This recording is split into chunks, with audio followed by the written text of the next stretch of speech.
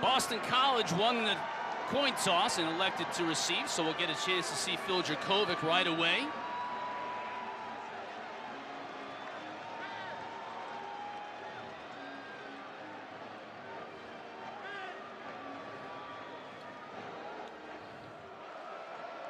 Spencer Biscoe kicking off for Colgate, toe meets leather, and we are underway in the 2021 season. Travis Levy will receive it in the end zone, and Boston College, their offense, will take the field. Yeah, and we talked about Phil Jurkovec in the open, but as we look at this player, I mean, Phil Jurkovec, he is a big-bodied quarterback. He's 6'5", 230. He can move really well in the pocket as well. But really, the play doesn't start until he makes that first man miss, and that's where you see the 61% completion percentage from last year. He finds his receivers. He's accurate.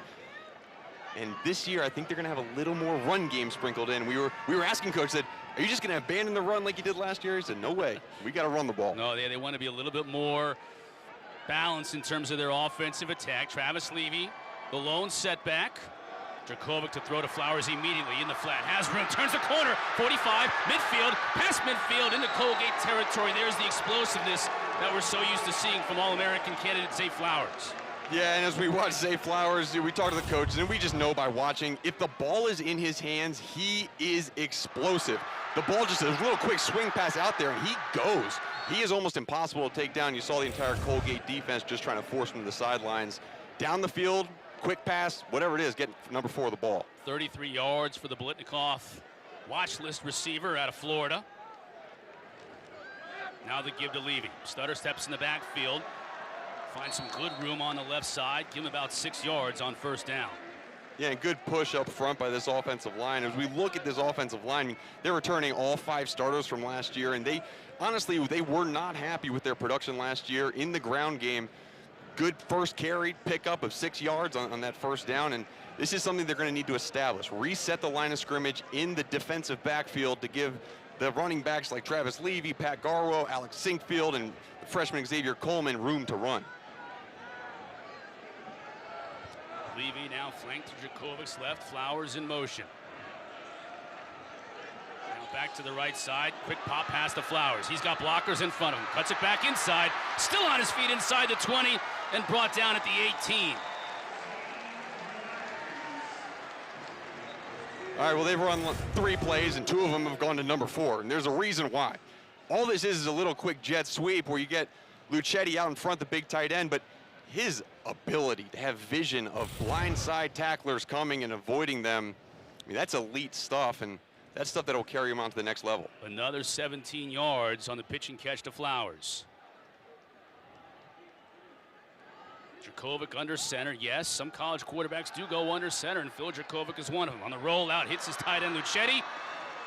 Takes 2 or 3 Raiders to bring him down. Milton Brosh, one of the captains, inside linebacker for Colgate on the tackle, but good yardage again on first down for Boston College.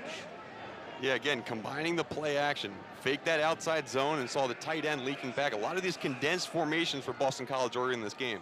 Levy up the middle. Has a first down and more. It'll be first and goal for the Eagles. And what those condensed formations do, they put defenses in a bind, because you can hand the ball to a wide receiver on a sweep, a running back up the middle. You can do a lot out of those formations and explode out of them. Here they go fast. Levy into the second level, got popped after he picked up a couple of yards. Got down to the 3. It looked like Zach Pelland was right there to meet him. Boston College doesn't go quickly very often, or at least last year they didn't, but they're moving quickly now. Levy trying to find the end zone, and does. 2 minutes and 20 seconds into the season for the Eagles. They scored their first touchdown. And they did it predominantly on the ground. Any pass play was under 5 yards. It was get the ball in our players' hands and let the blockers go downfield and run the football. Boston College also sped up the tempo, as you mentioned, Chris. And getting away from their usual tendencies is something that they want to put on film early in the season. Great run, great blocking up front. Good drive by Boston College. Danny Longman will be handling the place-kicking duties today for BC. On for the point after try. And he splits the uprights. Fans are back, and they're loving what they're seeing so far here at Chestnut Hill. The Eagles on the ground. take the early lead. Legends never die. So, if you have a flat tyre, dead battery, need a tow or lock your keys in the car, Geico's emergency roadside. Season ended up in points, and they've taken a 7-0 lead over the Colgate Raiders. William Gruber back to return this kick, and Danny Longman will put it in play for BC.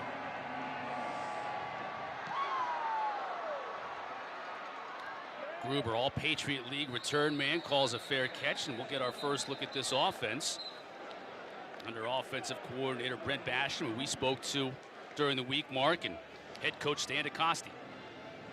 Yeah, and Brent Basham, he talked a lot about his quarterback, Grant Brenneman. He's a guy he's played 32. This is his 33rd game at Colgate, and he's started 32 of those games. And he's a guy with a lot of experience. This team only played 2 games, as you mentioned, last spring. Right. And they really don't know who they are quite yet. They didn't have a good season the year before, and they're really trying to get back on that Patriot League winning cycle. And a lot's going to be set up here in this game and find out what their players can really do for this team. Officials need to make sure we mark the ball in the right spot. That would help. Fair catch. We scrimmage from the 25. You know, we all got to knock the rust off a little bit here and there. You and I do as well. Jalen on the field. Now we're set and ready to go. Brenneman will keep it himself, and he's met right at the line of scrimmage. Big old Cam Horsley is there to set him back, and it'll be no gain on first down. Cam Horsley, big boy up front, but right there, first play, a quarterback lead dive. This is what Grant Brenneman can do. He's so good at running the football, over 1,000-yard rushing in his career. He also has over 4,000 yards passing in his career, so he can really do both. Look for a lot of these 3-by-1 sets, get the ball out on the perimeter or the read option with the quarterback in the backfield. Second down and 10. Brenneman to throw. Has time. Has a tight end. And he makes the catch. That'll be a first down. William Parker on the receiving end. And Jaden Woodby, first time we've mentioned his name in a Boston College uniform, defending the transfer from Florida State. Yeah, really good throw by Grant Brenneman on the out route. Colgate loves to do high-low routes where they're going to put a running back out in the flat, lead a tight end in behind or a wide receiver in behind. If Boston College continues to play zone, those things are going to be open. We'll see if Boston College switches over to man. Looks like they are now.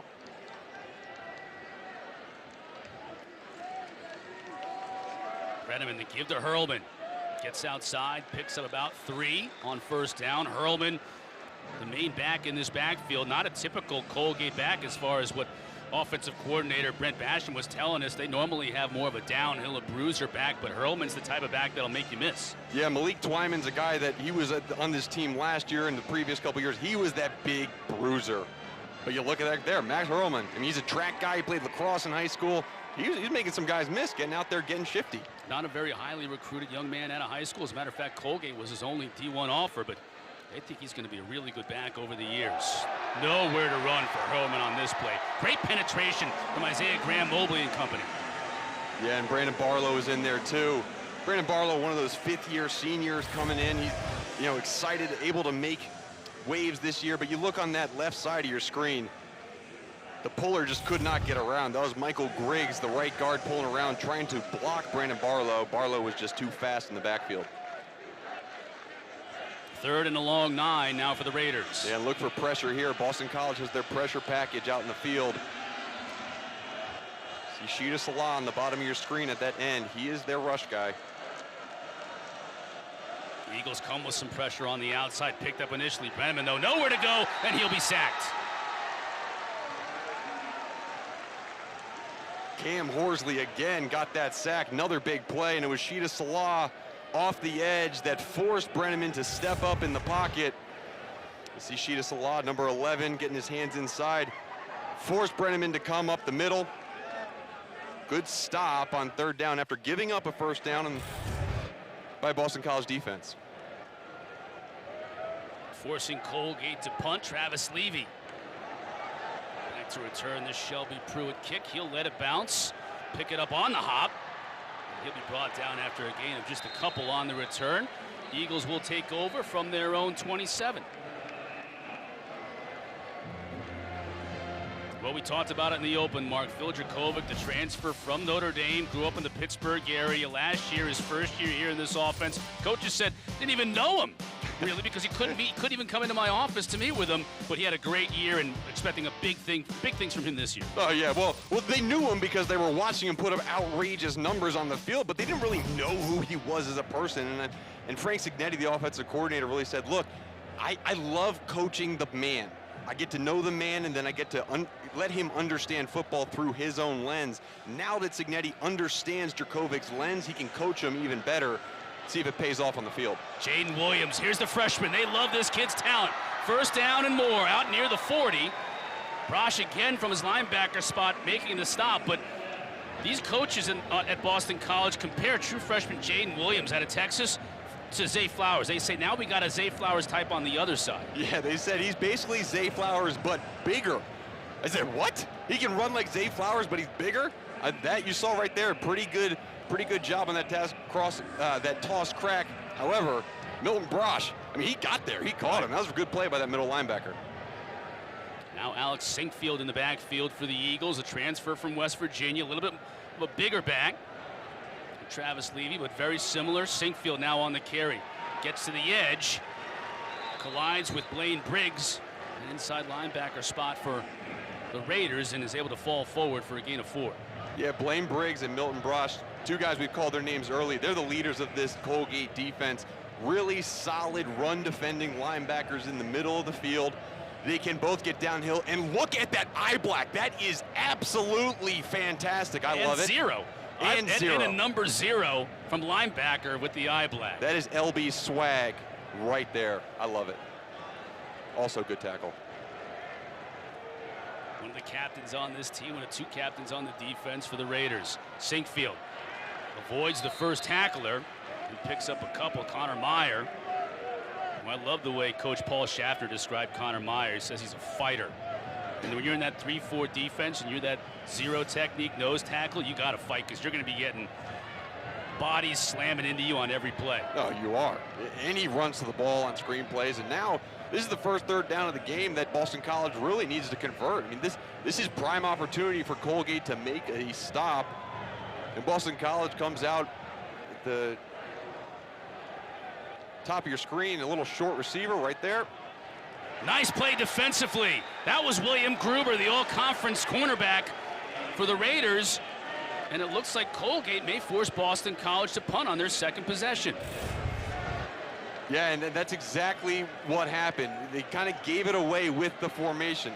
That wide receiver was close to the formation. Jaden Williams didn't turn his head fast enough back to Phil Jurkovec, and that hurt him. Great play on the outside by William Gruber.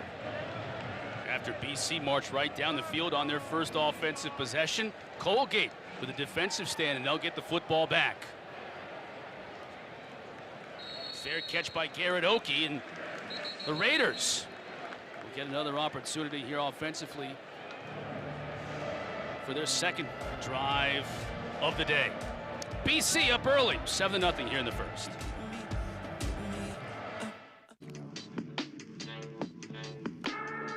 Seeing some Wagyu burgers on the grill. I was up here prepping for the game and was not a part of that. I'm disappointed. Yes. Next, live and learn. It just looks delicious right now. Second offensive possession for Colgate. After forcing a punt from Boston College, so Grant Brenneman, 8th all-time on the Raiders' annals in terms of passing and total offense. Rolling out, being chased. Sheeta Salah is going to get there. Wow, how about that speed from Sheeta Salah? That was a great job. He came off the edge, got fooled initially, but he retraced his steps. You see him come off the right side of your screen, number 11, turns around, understands that it's rollout, and he just pursues from inside out. Great job. They're expecting big things from Salah this year. You know, we've been talking about him for a couple of years, how he got here, the athleticism, the length, just the raw ability. But, you know, Tim Lukabu, the defensive coordinator, says it's all about mentality now. And if he puts it all together this year, he could have a special year. End around, there's room for Bradley. He's going to pick up a first down. Nice play call by this Colgate offense. And Brent Basham and company provides a first down for the Raiders. Yeah, in this Colgate offense, This is something that Boston College really does need to work on throughout this year. They got hurt last year with the mobile quarterback, the jet sweep, the kind of misdirection plays. And that's exactly what this Colgate offense is doing, and that's what they've had success with on that one drive. So Boston College needs to hone in, focus on the quarterback, see their reads, and be disciplined.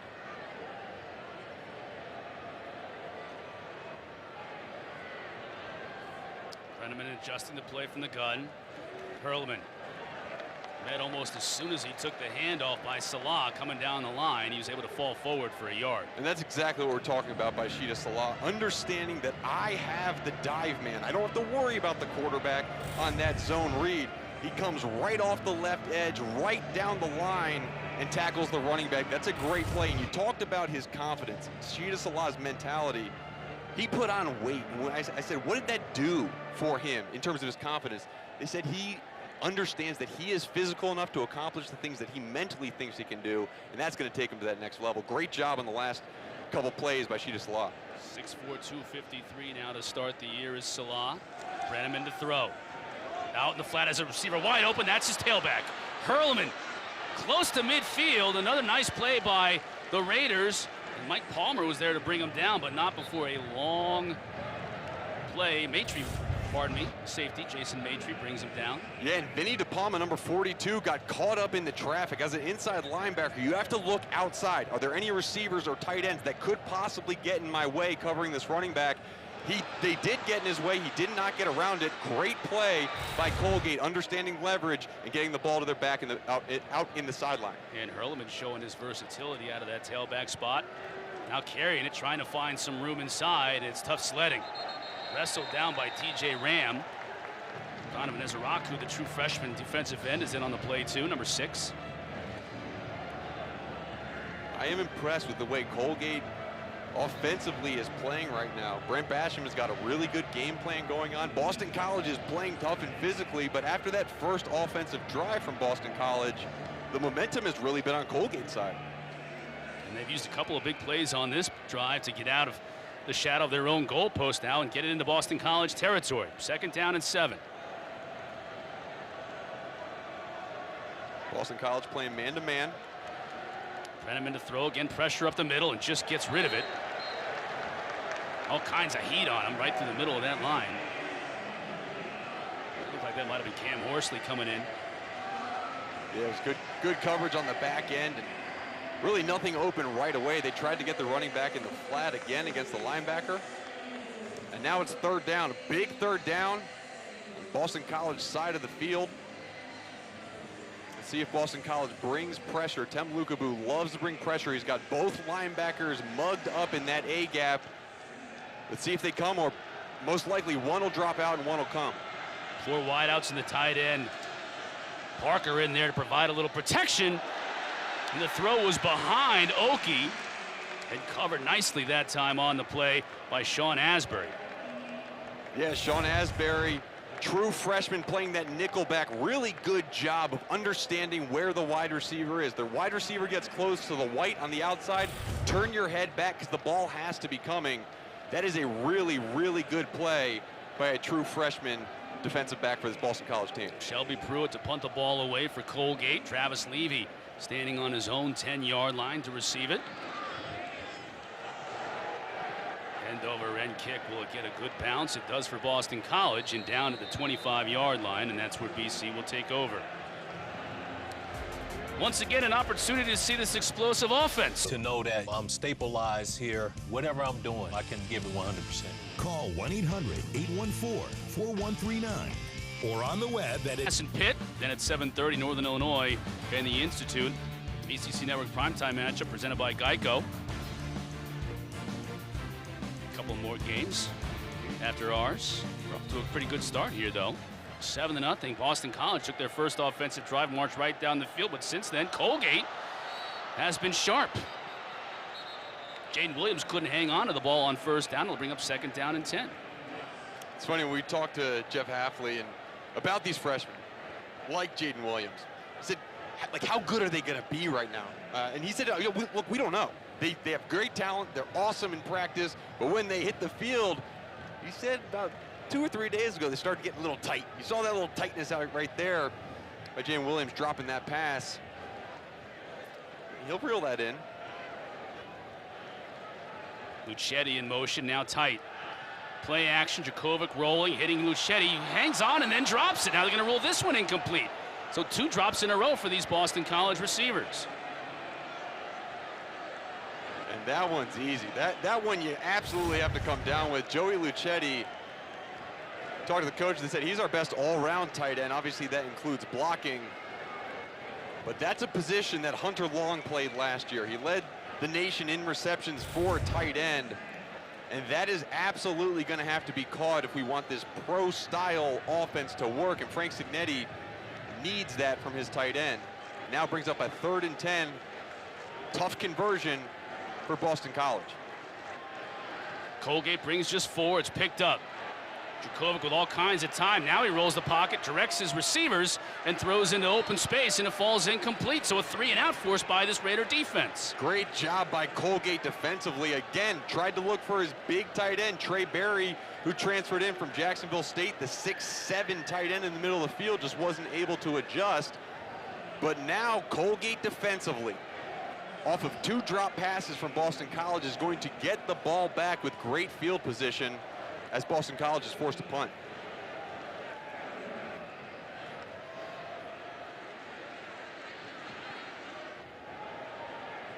Grant Carlson puts his toe into it. That's a good kick. And it'll take a Boston College bounce, and another one inside the 15, rolling down, even inside the 10. 65 yards on that kick for Grant Carlson.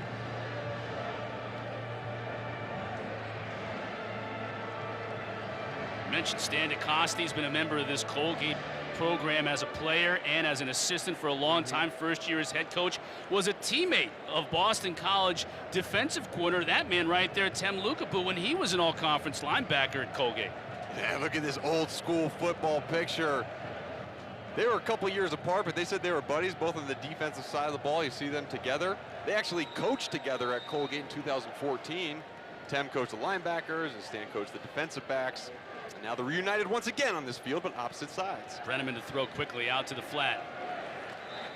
Nice job by Joshua Zott corralling that one. Gain of 7 on the play. Interestingly enough, too, between these two, Tem said they still talk all the time, and during the summer, knowing they were going to open the season against each other. I thought it was a beautiful play on DeCoste's part. He sent them all kinds of wishbone diagrams, right? Just to give him something to think about, right? Wishbone. What are you talking about? You want to talk about a wishbone offense? Yeah, Tem said he's crazy enough to actually run it. Right now, I don't think he's going to run any wishbone. Their offense is working pretty well. Boston College defense has their hands full. 2nd down and 3. Here's Hurlman. Nice job of finding the hole, and he'll pick up the 1st down. Jalen Johnson has more on this relationship. Jalen?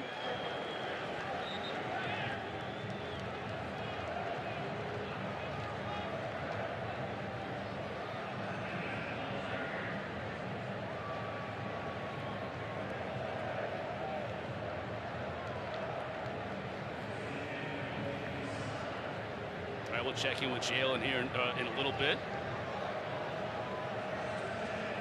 As you got to see both those coaches and friends. Empty set right now from Colgate. Brenneman will keep it. Looks for a hole and finds it. More success offensively for Colgate as he's close to another 1st down. Let's try Jalen again.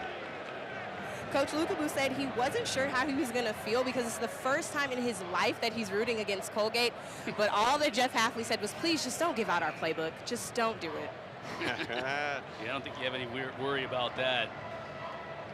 No, not at all. And right now, I mean, I'm starting to hear chirping from the fans in the stands here at Boston College. I mean, they expected BC to come out and roll and dominate defensively against this Colgate offense, and they have not done that yet. And again, all the credit to Colgate and Grant Brenneman for really making this thing happen. Brenneman and Hurlman. This time it's Hurlman's opportunity to get a 1st down, and he does just that. So we're inside of a minute left in this 1st quarter. That initially looked like it was going to be dominated by Boston College. And after that 1st drive, Mark, it's actually been, Colgate has really had the upper hand.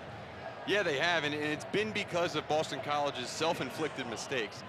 Not understanding where to be defensively, covering a running back, and then dropping passes. I mean, these are little things that, yes, you get the kinks out in the first game, but a seven-point lead is not enough versus this Colgate team that is executing really, really well right now. Wilkie in motion. Fake the handoff to him. Brenneman keeps it. Give him about 3 on first down. That will most likely be the final play of this first quarter.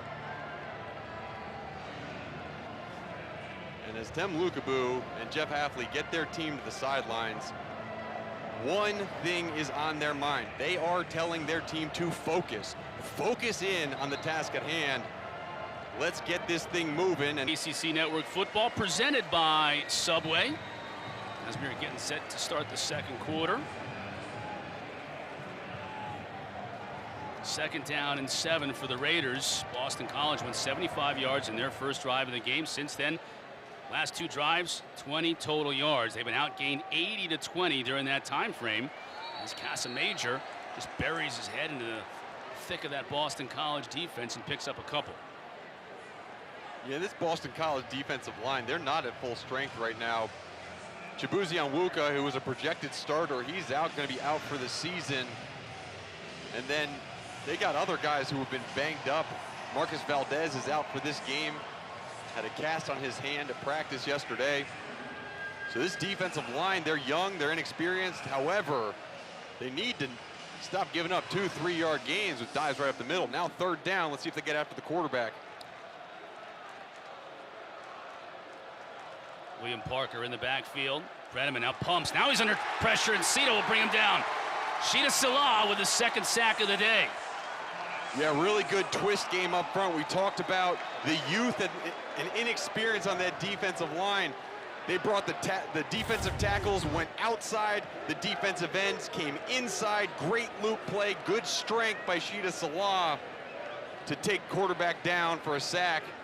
Put the ball back in your offensive hands. Hopefully they worked out the kinks and make a drive. Pruitt to punt. 2nd straight punt, that's a little subpar. This time takes a Colgate bounce though. Levy picks it up. Can he get to the outside? No, brought down at the 33, but a nice pickup on the punt. Milton Brosh was there. That's a captain for you, isn't it? Your starting inside linebacker, also on special teams, making a big play. Time now for our Aflac trivia question. Coach Jeff Hafley was 6-5 in his first season as head coach here at Boston College last year. Who had the best 2-season start in Boston College history? I think you know the answer. I think I might know this answer. Because you've got stake in this game. I do. No clues. I think I just gave a pretty big clue there. Decent clue. Decent clue. When we mentioned that first drive for Boston College, what can they do now? It's been a while since they've been able to have any success. Jurkovec hands it off to Levy, bangs his way on that left side, picks up about 3 yards. Yeah, they're getting back to the run game. You saw the run game on that first drive, and then it was 1st down, 2nd down, 3rd down pass. Now Boston College is going fast again, little unusual. Back to the run. Levy tries to bounce it outside, cannot do so. Trevor Thompson is there to make the stop. Thompson, a young man who's been around this program for a little while, but he's been banged up, had knee injuries. First time we've seen him 100% healthy in a while. It's the first time we've really seen this team together in a while. Keep in mind, Colgate, as an FCS team, they played a spring schedule. They had 4 games scheduled, Mark. They played only 2. Lost both those games, didn't play any games in the fall of 2000. So many of these players are just getting their first action, even though they might be sophomores and juniors school-wise. Yeah, and they are geared up for this game. It looks like Boston College has not been. They really need to get their head in the game, and they've been making mental mistakes. They have to stop that. Underneath. Can Levy get it on his own? He does. Picks up the first down. And that's how you do it. You start going to your veterans. Phil Jurkovec dropped back. He saw his 5th-year senior running back right in the middle of the field. He trusts him with the football, put the ball on him, picked up a first down. It's been a lot of these new guys, these young guys. Jaden Williams missing a catch. Trey Barry, the tight end, missing a catch. On that last stop for no yardage, it was Trey Barry again missing a block. So these young guys, these inexperienced guys, need to start getting more confidence in their play And that's going to be on the back of some of these more experienced guys, the offensive lineman running the ball, and then the backfield with Travis Levy. The fake to Sinkfield. Jurkovec is going to keep it. Trying to get outside, takes a big hit. Now Jurkovec is a big dude, so he's going to deliver a hit to a defensive back as much as he's going to take one, but that was a collision. Yeah, but now he's holding his arm down on his side a little bit, which is not what you want. So this, yeah, that is something you don't want to happen to your quarterback. A guy who is, you know, in NFL terms, your franchise quarterback. You don't want him to get hit. When we talked to Frank Signetti, he said there's not a lot of design quarterback runs, so that might have been a broken play.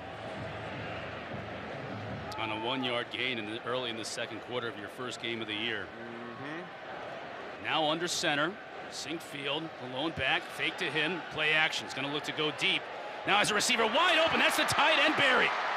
Inside the 20, leaping over defender inside the 10 and scores. All right, well, we talked about Trey Barry, dropped a pass and missed the block, but guess what? That is why they brought him in from Jacksonville State. Trey Barry, the 6'7" tight end, has speed, he's got hands, and you saw that athletic ability at the end of the run to jump over the defender. That'll get the momentum moving. Sort of Lamar Jackson-esque, slightly different. Well, yeah. Don't go there, Craig. That was a pretty good hurdle, but that was not Lamar Jackson. Great touchdown by Trey Barry. The transfer from Jack State with the catch, refusing to be denied his first touchdown as a member of this Eagles football team. BC extends their lead. And 14-0 BC, early going in the second quarter. Chris Cotter, Mark Hertzlick, Jalen Johnson with you. The start of the 2021 season here on the ACC Network this weekend. It's been fantastic so far. Looking forward to having it continue all the way through Labor Day. We mentioned this 51-yard strike. Here's how it happened. It's our marathon drive recap, Mark. And it was a nice pitch and catch. How did Barry get so wide open? Yeah, it came off the play action pass. Barry just snuck right behind the linebackers and was wide open. Phil Jurkovec saw him. That was his #1 read on the play. He got the ball to Trey Barry, who made a fantastic run downfield. Really good job by Boston College. Fantastic pickup, and this is what Frank Signetti wants. Pairing the play action with the run. You saw the run early in the drive, then the play action for a touchdown.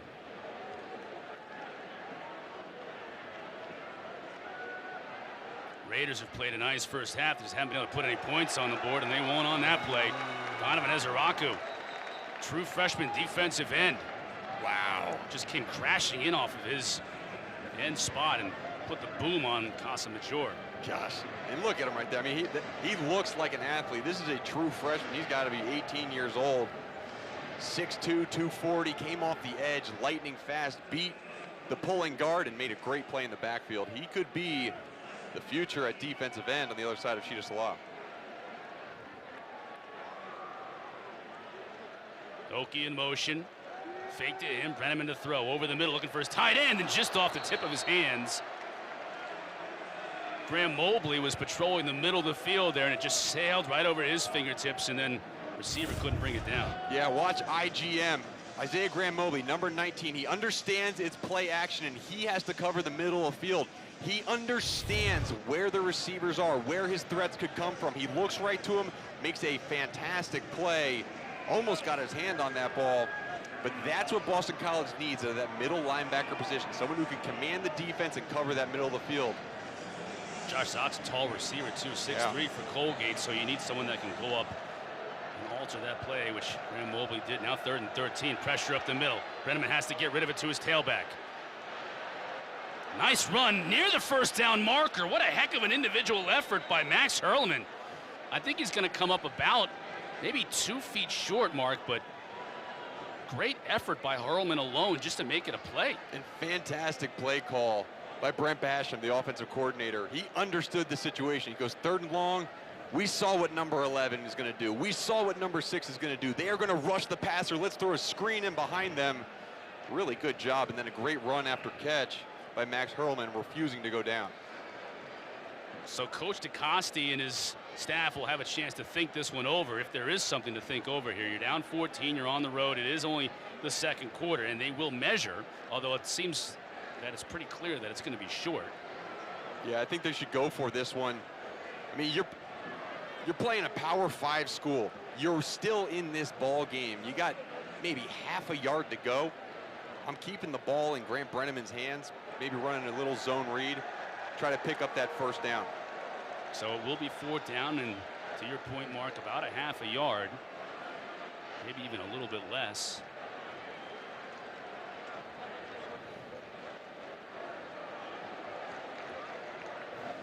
Coach Hafley, defensive coach at heart. A lot of years in the NFL, Niners, Bucks, Browns as a secondary coach. Then a short stint at Ohio State as co-defensive coordinator before coming here prior to last year. Well, DeCoste's going to send out his punt unit, but you got to be aware for any hard counts on that defense. You can get an easy first down with someone jumping off sides. First 3 and out if they do indeed punt, forced by this Boston College defense. Colgate players pointing, try to draw them off sides. Pruitt initially fumbled the snap, but has enough time to get it away, but not a great punt. Levy makes the fair catch at his own 41, and we'll have a chance to see this Boston College offense led by Phil Jurkovec once again when we come back. Already up 14-0 here in the second. That's great stuff, Jay Elliott, and I do understand he's still following this team so closely, at home watching right now, so a tip of the cap to you, Arthur, as you continue to battle cancer at home in Canada. Pop pass here for Boston College. That was Xavier Coleman, first time to see the true freshman running back. There's Arthur on the right. Enjoying what he's seen so far from this Colgate defense, the fact that they're hanging in here in this game. And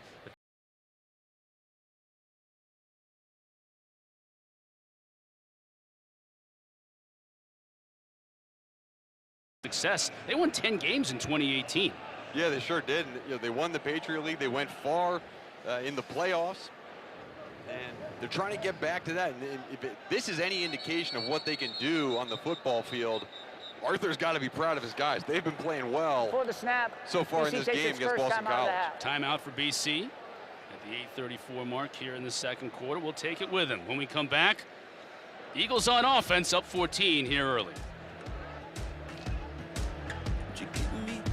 When Subway opened, they changed the fast food game. But sometimes you got to refresh.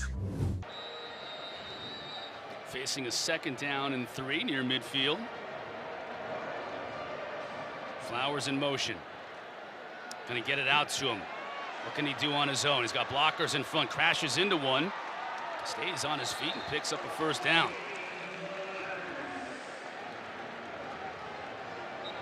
Good play call by Boston College offensively. Right now, Colgate, they're playing zone, so they're having everybody stay on the same side of the field. So overloading one side is going to be to Boston College's benefit.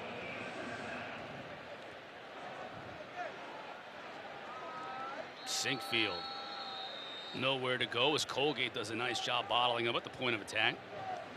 And a little concerning watching Boston College offensively not being able to handle this defensive line for Colgate. This offensive line is supposed to be dominant.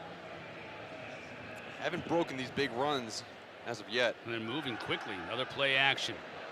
Kovic going deep. He's got Flowers in the end zone, and he makes the catch.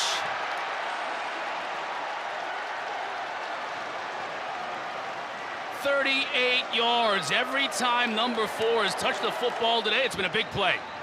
Zay Flowers is smelling the roses, baby, in the end zone once again. And he went up top and came down with that ball.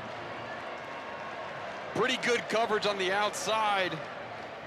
That was William Gruber, who also was shaken up a little bit on the play, Mark. It was, yeah, and it was good coverage. Zay just made a play on the football, and that's what Jurkovec relies on is, let me throw it up to my wide receiver, who's not that big, only 5'10", but he can leap out the building.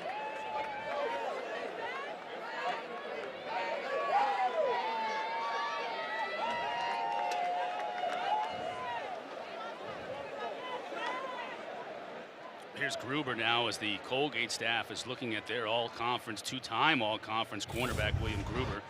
And here's Zay on the left side of your screen. Does a little double move on the safety, and then the ball just leads him out in front. See the little double move right there. That is what Zay Flowers is so good at doing at the top of his route, just making that burst. Is able to get in the end zone for a big score. Gruber being helped off the field now by the training staff. Let's hope he's all right.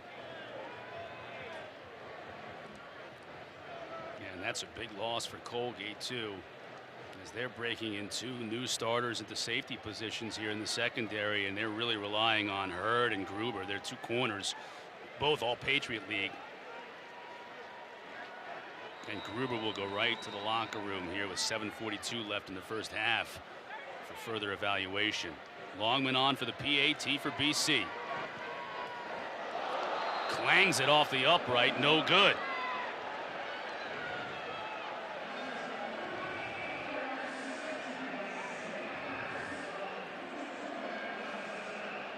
Explosive plays for Boston College have staked into this 20-0 lead here in the second quarter at home. Zay Flowers gets the ball in the end zone. Oh! Danny Longman. I'm not going to call him Danny Doink, but Danny Longman doinked it off the... Oh, Zay Flowers can't believe it. It could have been 7. He said, it's okay. We'll get more. Zay Flowers already enjoying his 4th career 100-yard receiving game. 4 catches, 101 yards, and a touchdown. That's as advertised right there. It is, and you see him playing it up to the crowd.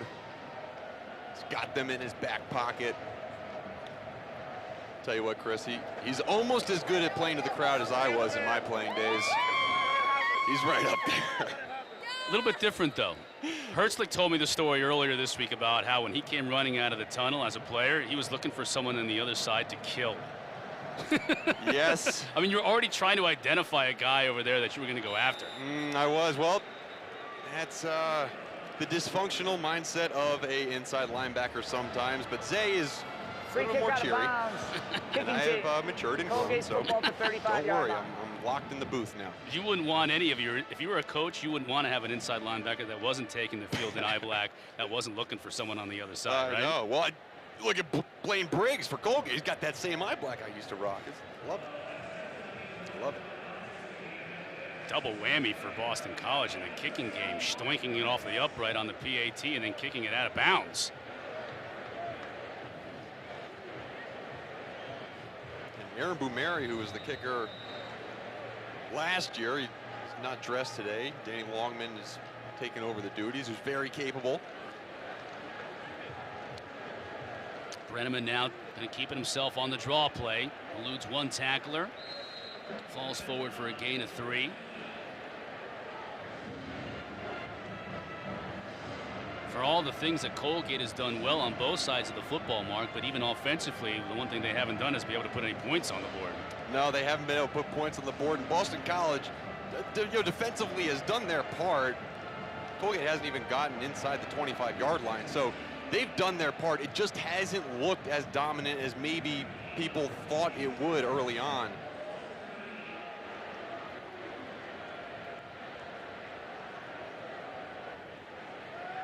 Brenneman again on the draw. Eludes a tackler, gets close to midfield, give him a first down.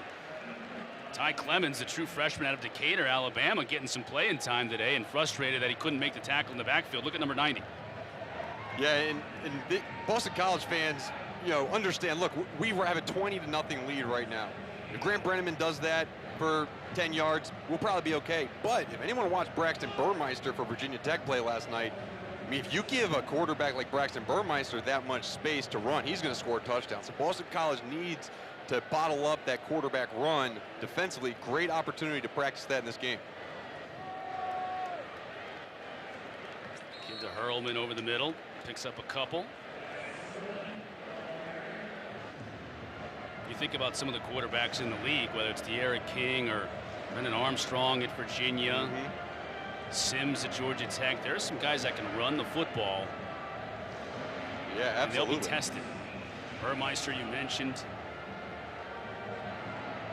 And some of Boston College's worst performances defensively last year were versus a team like a Virginia Tech. It was Hendon Hooker who ran all over him, but same type of quarterback as Braxton Burmeister. Brenneman on the fake. Here comes the pressure. Barlow giving chase. He gets rid of it, but incomplete. Barlow showing good speed, tracking down Brenneman. Yeah, really good speed. I've been impressed with these defensive ends. They've understood when they need to set the edge in the run game, and they've understood when to get after the quarterback. And they have their motor going all the time.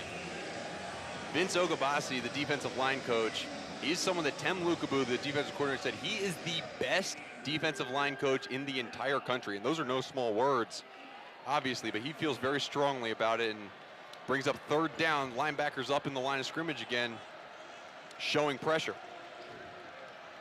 Hurlman in the backfield, flanking Brenneman, 3rd down and 8. The give is to Hurlman, he'll go nowhere, may even lose a yard.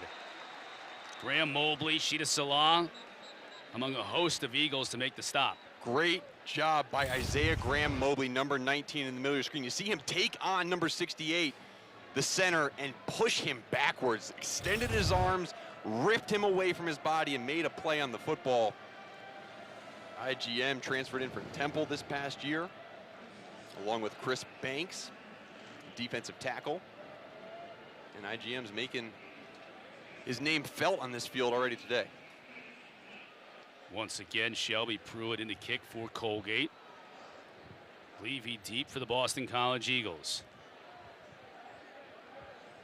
Levy will let it bounce, pick it up on the hop. Can he get outside? He does, 30. Still on his feet, good return out to the 39. Flag on the play.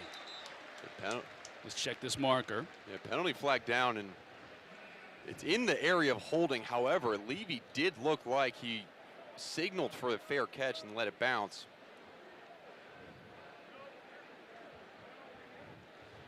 Which you cannot do, and then pick the ball up and run with it. During the return, holding receiving team number 33. 10-yard penalty from the spot of the foul. Timeout. It is holding against Boston College. Mike Roach, our referee on the day, giving us the info. BC up 20. At PNC Bank, we believe in the power of the watch out. The make way coming through. Great. The storm alert. Dad. And the subtle but effective ding. That's why we created low cash mode, the financial watch out. 101 yards and a touchdown. Watch his hips, watch his shoulders. His shoulders are moved, his hips won't. He is so good at making people miss because he has such good body control. Combine that with his hands and his speed. Zay Flowers, an unbelievable player for this Boston College team, one of the best wide receivers in the country and the ACC.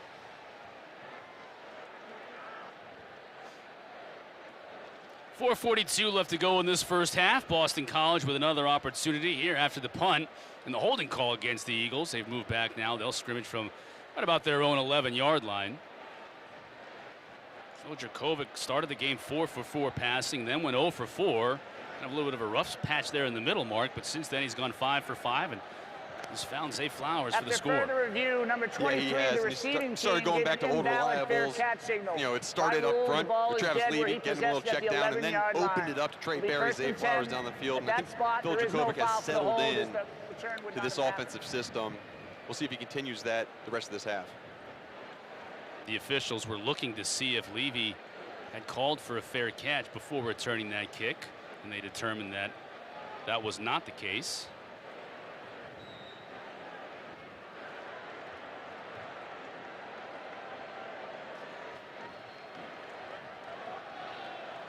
Levy, that's Sinkfield rather, transfer from West Virginia.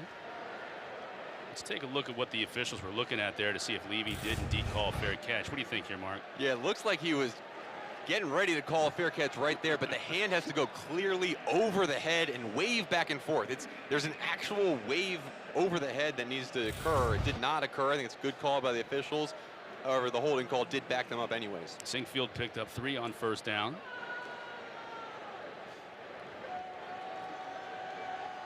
Graduate student, transferred in from West Virginia.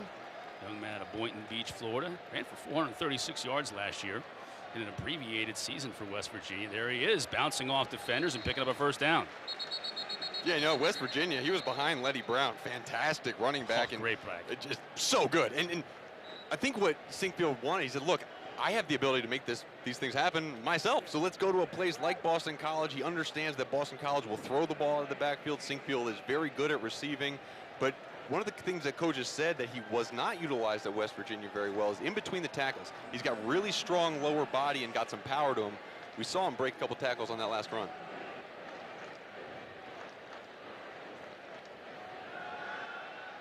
Jurkovec rolls, he'll keep. Picks up 8 yards. Another situation where could have slid, and maybe the coaching staff is saying, look, on that play, maybe slide rather than having a defensive back hit you in the knees. Yep, they definitely. I wonder if they've gotten to that yet. Right? It's a technique, learning how to slide. Right. Just ask any quarterback who does not slide well. It's hard to slide. I don't know what I would be like sliding. Boston College going hurry up again. Again, the condensed formation gives a lot of options. Jurkovec rolling, trying to get to that second level, and just throws that one at the feet of Barry, ostensibly throwing it away before getting dumped. That looked like K2 Dickens on the pressure. Yeah, Jurkovec has C.J. Lewis across the middle of the field, coming from left to right. He just didn't see him in time, and unfortunately had to throw it away for Boston College.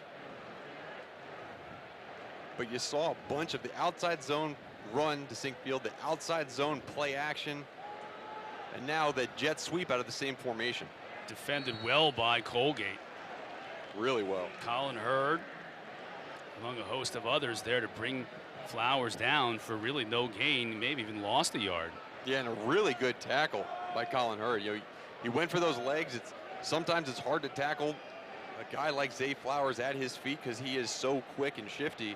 Really good job wrapping it up and forcing a 3rd down and long, putting pressure on Phil Jurkovec in this offense to get the ball downfield to a receiver.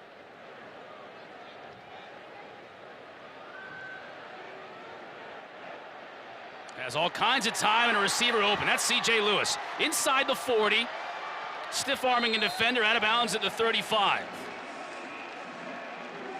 So these are crossing routes. From the right side, Zay Flowers is going to go across, and from the left side, C.J. Lewis is coming. So it messes up the flat defenders who are biting down on the underneath routes.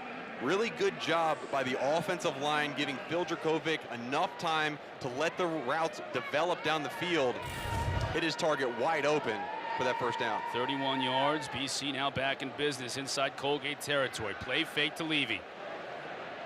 Underneath to Lewis again. Stays on his feet, picks up about 10. Another check down by Phil Jurkovec. It was a sail route concept, but they had 3 receivers towards the sideline. Jaden Williams, the young rookie, was a little bit too deep on his route, which congested with Zay Flowers nonetheless. Got the check down. But it's those types of things that as these young players progress, they'll understand where they are on the field, and that play that was a check down will eventually be a 30-yard pass on the sideline. Now Jurkovec getting this true freshman Jaden Williams lined up right on the right side. Looking to his left. Now goes through his progression. Still pointing to his receivers, trying to get Williams to go to the end zone. And it falls incomplete, but a flag on the play.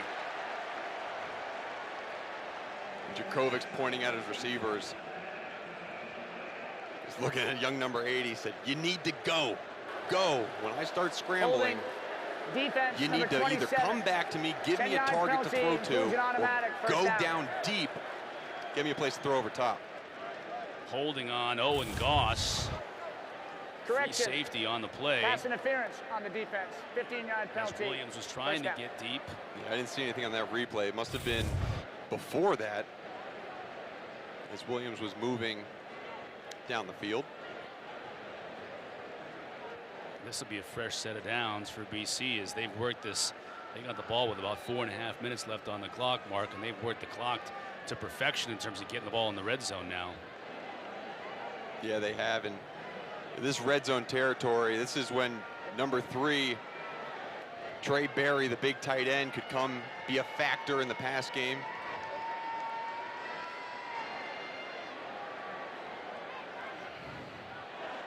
Trying to find Williams, and he does. The official confirms it. Jaden Williams, the true freshman from Pflugerville, Texas, scores his first touchdown as a Boston College Eagle. And how about that? What great ability by Jaden Williams to keep his confidence high. There were 2 plays on that drive where it looked like he didn't really know what he was supposed to be doing, where he was supposed to be going. And that play, Jurkovec said, look, I'm just going to throw you up the ball in the corner of the end zone. You go do what you've done since 4th grade. Go make a big play catch for a touchdown. That's exactly what Jaden Williams did, and you see why the coaches are so excited about him. They'll clean up those mental things. He has the ability to make plays like that in the end zone, score touchdowns for Boston College. Longman with the try, and it's good. 27-0 BC. Let's watch Jaden Williams' route. Really good move to get outside. You need to have an outside release on the fade route. Good job of high pointing the football and pulling it into his body. This is a well-contested throw, well-contested catch, and really good reception by Jaden Williams. Coach Hafley said Williams coming out of Pflugerville, Texas, that's spread country right there. Yeah. So many kids go to TCU and Houston and all those schools from Pflugerville. And he said Williams wasn't highly recruited, and it wasn't until Utah made him the offer that Hafley said our staff really amped up the pressure, and we really wanted him at that point, and they got him. Yeah, Jaden Williams, he was a 2-sport athlete in high school. He was a fantastic basketball player as well, and he was getting some recruiting on the basketball side. He chose football, and they were very, very excited about getting him at Boston College. And Chris, when you asked him about that, like, Texas Tech, all those things, they said, I'm just so glad they didn't even ask him because he came up here to us. Well, you're seeing these receivers, Lewis, Williams, Flowers. Jalen Gill isn't even suited up today. The young man who transferred in before last season from Ohio State, still nursing a foot injury.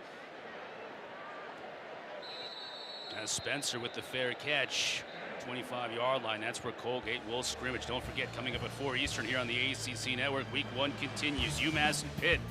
Then at 7:30, it's Northern Illinois taking on Georgia Tech in our ACC Network primetime matchup, all presented by Geico. And, of course, both games, as always, can be seen on the ESPN app. Yeah, and that UMass-Pitt game, that's one Boston College fans should tune into. That Boston College will play UMass next week. Get a good glimpse of what they're going to face. And then Pittsburgh, with Kenny Pickett coming back at quarterback, they have a team that I think has a bad taste in their mouth, Chris. They had high expectations for last year. They were not met. And a lot of those guys that could have left came back to prove what they're made of in the ACC. Minute 20 left to go in this first half. Can Colgate put something together? They're going to try on the ground first. And a pickup of maybe 5 yards. John Cox on the carry. Yeah, John Cox had a really good jump cut right at the line of scrimmage. Almost had the ball ripped away from him, but held on tight with one hand. And that scenario that you just painted is probably why Coach DeCoste is going to be very cautious here going into this first half. At the end of this first half, doesn't want to put the ball in the carpet and give BC another shot. He's seen how explosive they can be offensively. 1-2 plays, it could be back in the end zone again. Yeah, it could be. And you saw that run play. A lot of times in the 2-minute drill, you get the run play first and then a pass play. If this is a run, he's happy with going into halftime at this score. Cox again, a little more of the bowling ball kind of back. Picking up 4 more. It'll be 3rd down and a yard. Stan DeCoste has got to be pleased with how his team has performed in this football game. Obviously, you look at the scoreboard right now, 27-0. However, his team has put drives together offensively and defensively. 3 touchdowns in the first half. That's a record for him. Yeah. He is on fire. And Zay might as well be on fire, too. Look at that, 101 yards in the first half. Our game refresh brought to you by Subway.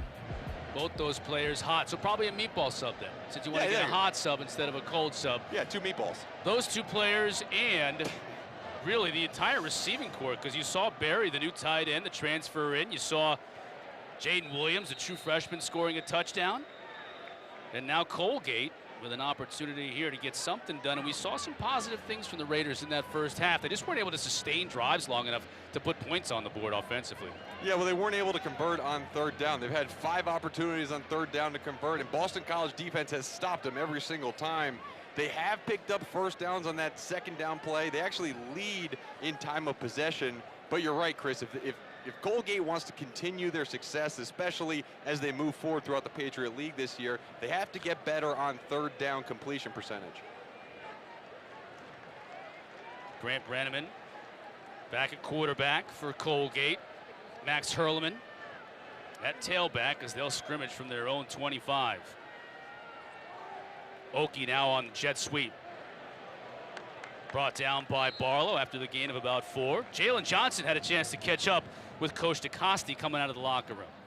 Coach DeCoste was very proud of the way his guys have been battling. He said the group that he's most impressed with is the group in the trenches. He said they've been battling up front. He said it's a very confident team. They all love on each other. They believe in themselves. He said he wants to get the run going for them and to stop it on the other side of the ball. So he said they don't feel like they're out of this game right now. Thank you, Jalen. Hurleman picked up about 4 yards on first down, so a good start in terms of getting the run game going. Brenneman now, nice strike. That's going to be a first down, and we'll move the chains. Miles Bradley on the receiving end. Yeah, it's just not surprised that DeCoste used the word battle. He said battle was his team word this offseason. He used the word battle more than anything else because he wants guys that are tough. He said he thought the toughness left this team a little bit the past couple years. He wanted to instill that toughness. He had a hard training camp, and he wanted guys to come out on the field and never quit and to always battle. So no wonder he used that word. Proud of his guys up front. Hurleman trying to test the outside, brought down. Lose maybe a yard. That looked like Sheeta Salah again protecting that edge. Yeah, and Josh DeBerry did a great job of triggering from that nickel spot, coming up and making that tackle as well. DeBerry I was really impressed with him last year. He played a lot more corner, really good in coverage, and they moved him inside to nickelback. They're playing more of this 2 linebacker look this year. And you see DeBerry at the bottom of your screen lined up on the slot receiver, man-to-man. Second down and 11 for the Raiders. Swing pass to Hurleman. Look out! Oh, you knew he was going to get blown up. You could see that one coming. Jason Maitre read it perfectly and dropped him. And Josh DeBerry came on a corner pressure from that nickel position. And then look at this closing speed of Jason Maitre, understanding that that's where the blitz was coming from. The ball is probably going to replace the blitz. Let's go downhill and make a play. Huge play by Maitre from that safety spot. The loss all the way back to the 31, so a third down and 17 now for the Raiders. And this is not the way to get back on track with third down for the Raiders. Boston College got their rush package in. Bringing just 4. Bradley on the receiving end. Can he make enough players miss? No, he cannot. Gets back to the original line of scrimmage, but it'll bring up 4th down and 10.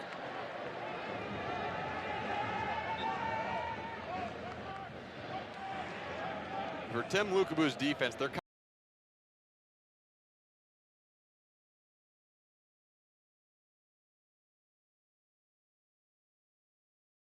for a while in that first quarter.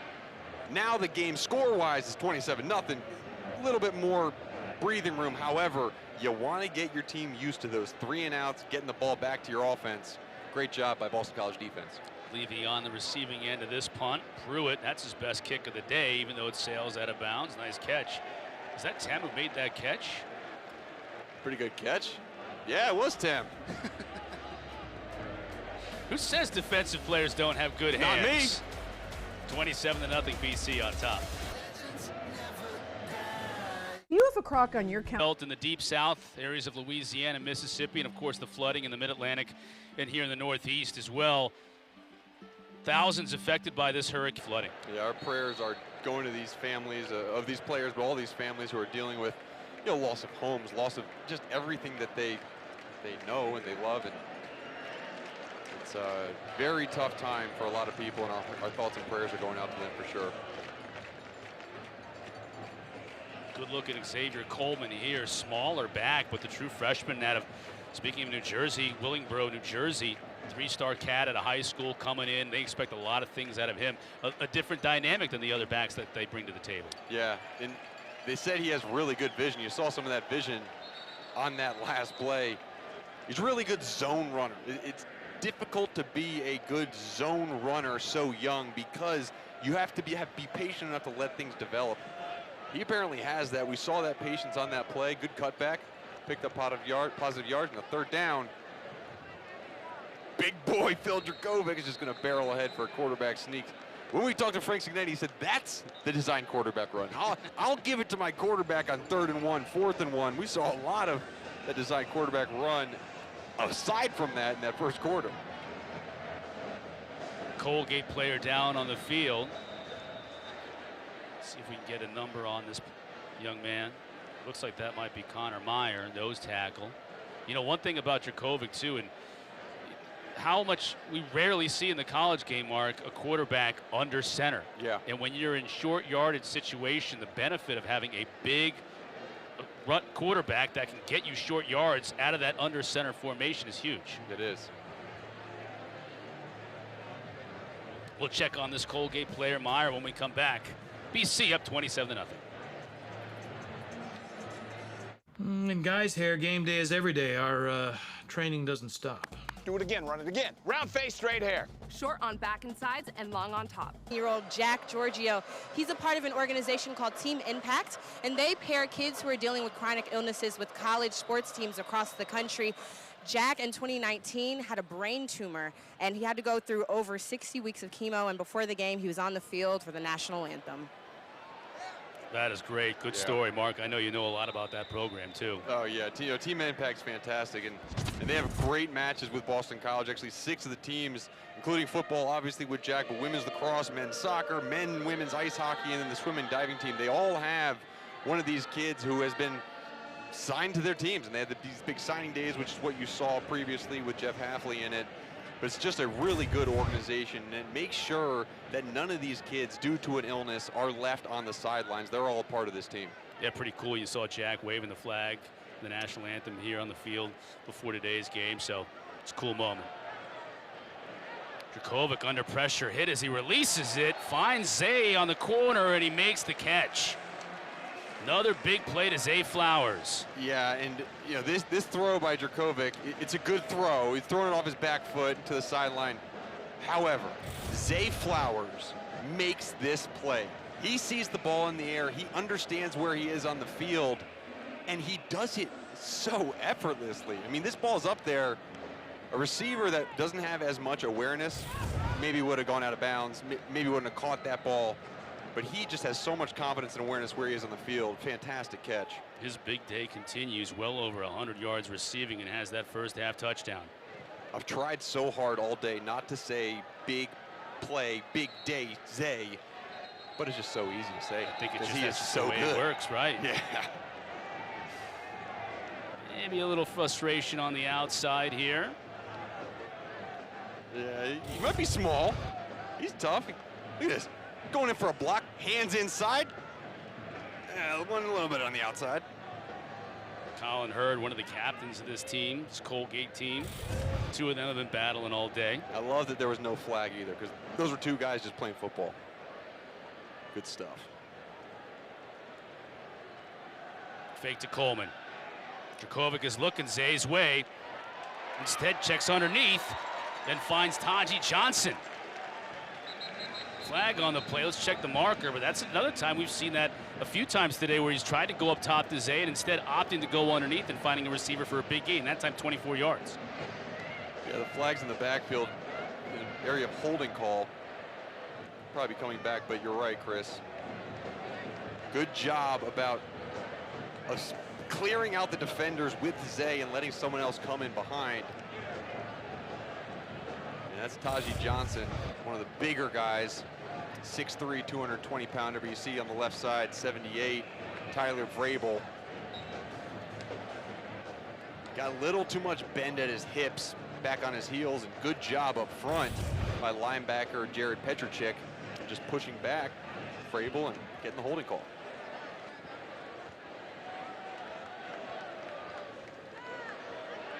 Fake to Coleman. Wide open. Another flag down. That's coming back. Broken up nicely on the play by Hurd. That's going to be another hold in the backfield. Yeah, another hold in the backfield. And Phil Jurkovec needed to go through his reads just a little bit faster. He had a wide open receiver down the field. And Jelani Galloway will be coming back regardless. This one might have been Big Ben Petrula on the right side.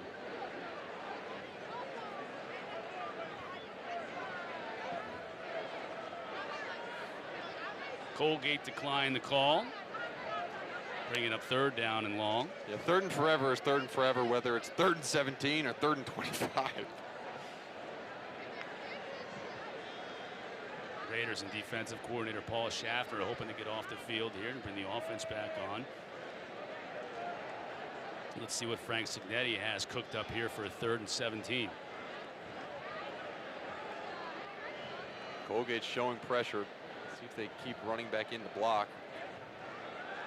Play fake. Raiders bring 5, plenty of time, and he's got a receiver wide open, and making the catch is C.J. Lewis.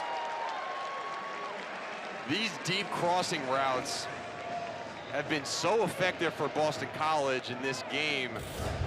And it all starts with the line protection up front. You see the tight end chip, the running back chip, and so much time for C.J. Lewis to just run away from his defender. Double team on Zay Flowers, left that wide open for C.J. Lewis. Again, great job off the play action by Jurkovec to pick up 3rd and long. Yeah, 3rd and 19 converted.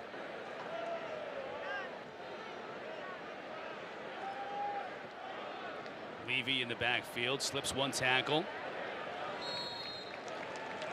Out of bounds after a gain of about 7. And great push by the left side of this offensive line. That's Tyler Vrabel, Zion Johnson, All-American, preseason All-American Zion Johnson. They are pushing that line of scrimmage. They're 5-6 yards downfield with their defenders before Travis Levy even gets to them. And that's the type of road raiders that Boston College expects from this run offense. Levy just crashes into the line, give him maybe a yard. He's close to that marker.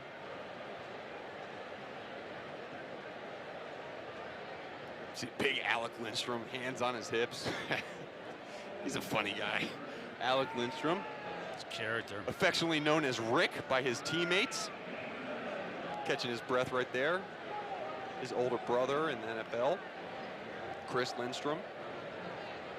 But it's so good for this offensive line to experience this part of the game, right? This is basically a 4-minute drive for the rest of the game. You want to run out the clock, and it's just run, run, run. These offensive line are going to get some work.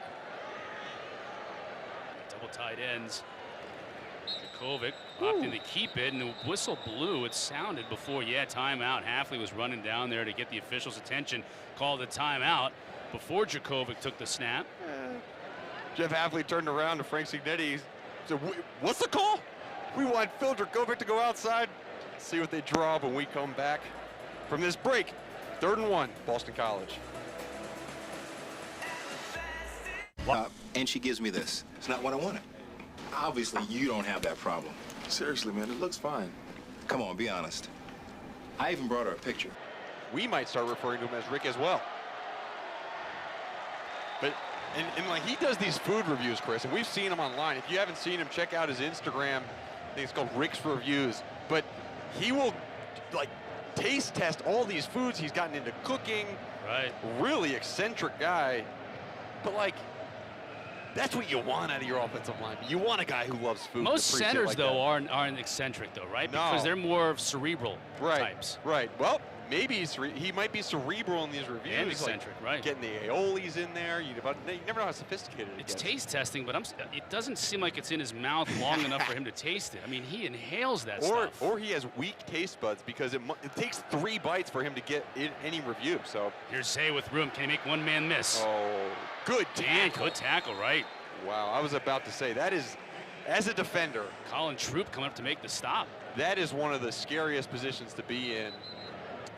As Zay Flowers gets the ball in open field, Colin Troop did a great job coming down, and you talk about just... That's Jackson Price. Oh, yeah, Jackson Price at the strong safety position.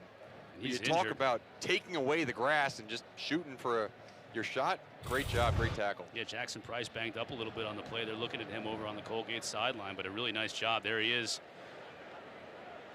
making his first career start at safety today. Coming up at 4 Eastern on ACC Network, week 1 of the college football season continues. UMass taking on Pitt. Pickett is back at quarterback for Pittsburgh. The numbers just keep, it's like a pinball machine with the numbers. Then at 7:30, Northern Illinois, Georgia Tech, and our ACC Network primetime matchup presented by Geico. How about Addison, their freshman receiver from last year, is one of the top receivers. We got a lot of returning quarterbacks who have put up big numbers in their careers, and then we got a lot of receivers, 2 good young receivers that are going to be in this league for a while. Yeah, you're exactly right, and then you look at the running backs too. I mean, Georgia Tech, and Jahmir Gibbs. He's a guy. Phenomenal. You watch him run. He runs angry. The ACC.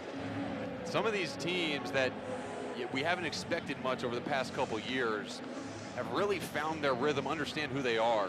I really thought Pickett would go pro. I did too. I thought he was going to the NFL, so to have him back is a real boon for the league. Maybe not for defensive coordinators in the league, but for us as fans of the league, it's great. Oh, it's great. And he has so much experience around him too.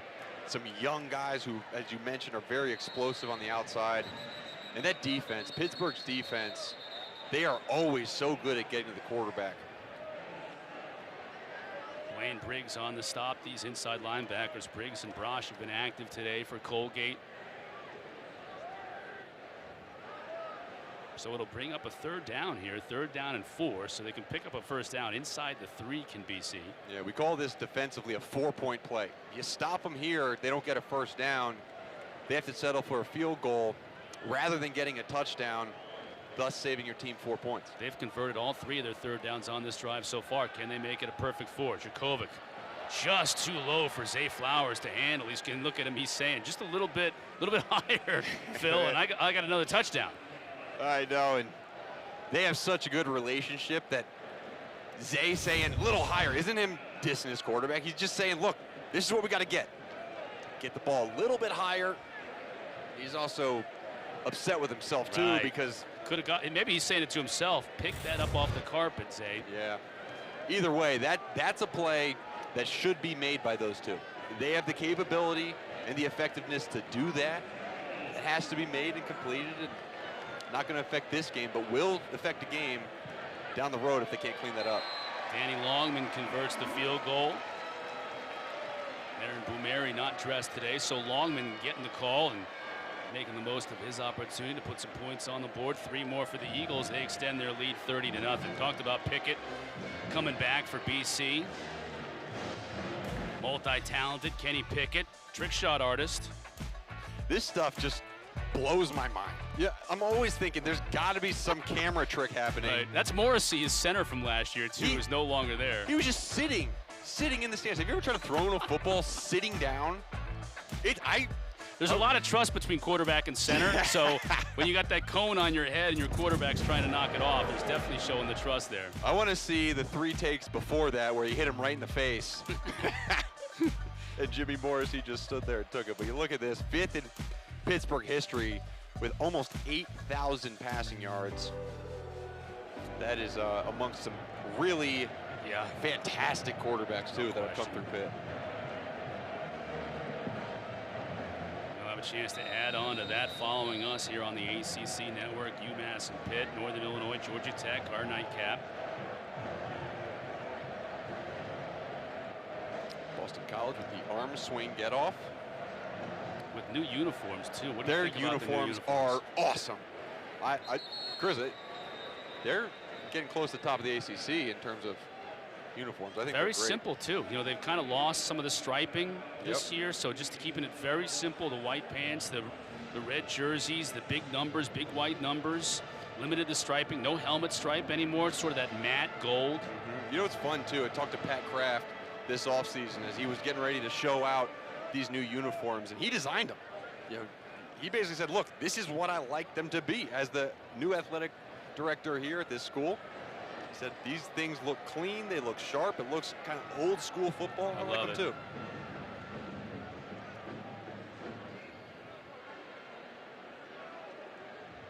So Grant Brenneman trying to get some points on the board for this Raider team. Quick strike on the outside. Good first pass to get things going to Joshua Zott.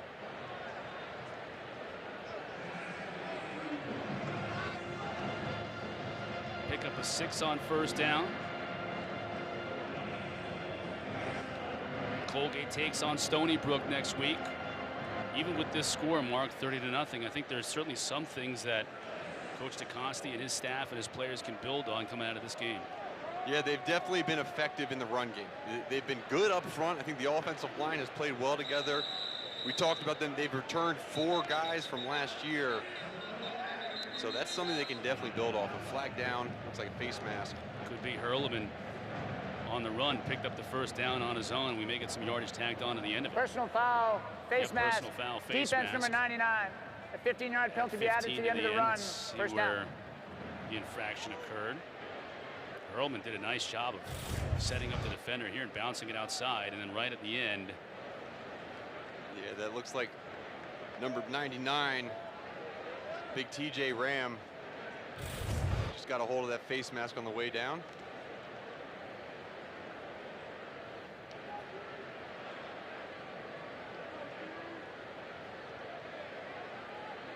So positive start to this drive for Colgate.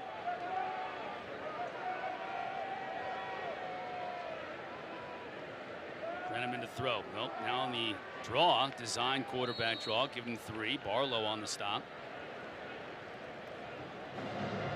This play does not look like much, but 3 yards on first down, that's a win for the offense.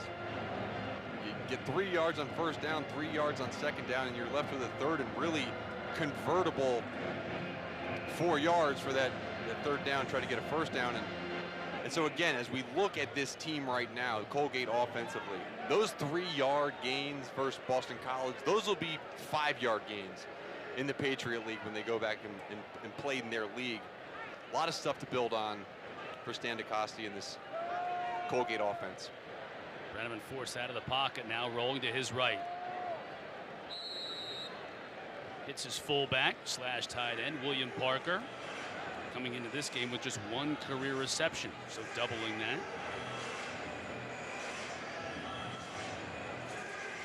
Yeah, William Parker, he's a good player, and his dad was a great player. Glenn Parker, 13 seasons in the NFL, and how about this, Chris? He played in 5 Super Bowls. He played 4 with the Buffalo Bills. Wow. And guess what? He lost all 4 of those. But then he went to the New York Giants and he won a Super Bowl ring with Big Blue.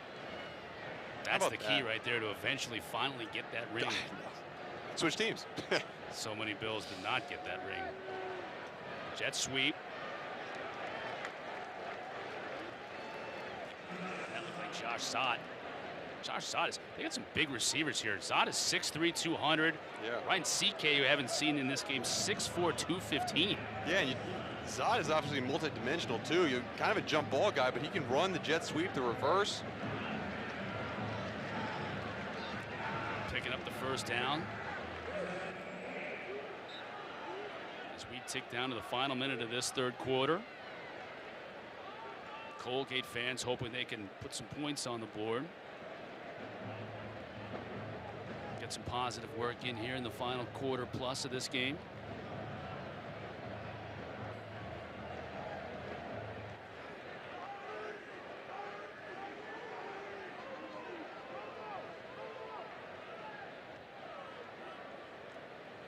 Brenneman high snap, keeps it himself, gets a nice block on the edge, and then is met. Vinny DePalma. Oh boy. Wow. Vinny DePalma, he's a little bit like that bowling ball we saw too. He was injured last year, had an Achilles injury. He was talking to the media this week. He said, I just can't wait to get back on the field. He lifted Brenneman off the ground before he put him down. Brenneman got that nice kick out block, and then he met DePalma right in the hole. Still, though, to your point, good 5-6 yards on first down. Yeah. Sets them up to be able to have the whole playbook out in front of them. Brenneman has time, going to the end zone. Good coverage on the play. Josh DeBerry out there covering Miles Bradley. Yeah, just in terms of Colgate's confidence, like this drive, 8 plays, 49 yards. They're getting down close to red zone territory, their first time inside the 30-yard line. And this is late in the game, and Boston College's starting defense is still out there. And this has got to give confidence to this Colgate team and their fans as they move forward. And now Boston College on third down, they've been so effective so far this game on third down, stopping Brenneman. Let's see if they can get to the quarterback again by just rushing 4. Brenneman going to the end zone, ball up for grabs and intercepted. Mike Palmer on the tip, corrals it, and the turnover gives the football back to BC. Great play by Mike Palmer, the free safety.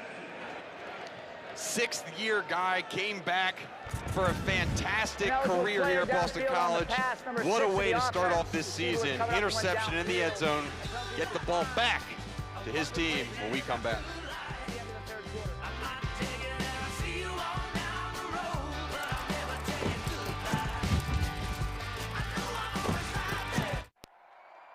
In the spring was a huge season, one of the greatest seasons ever in the sport.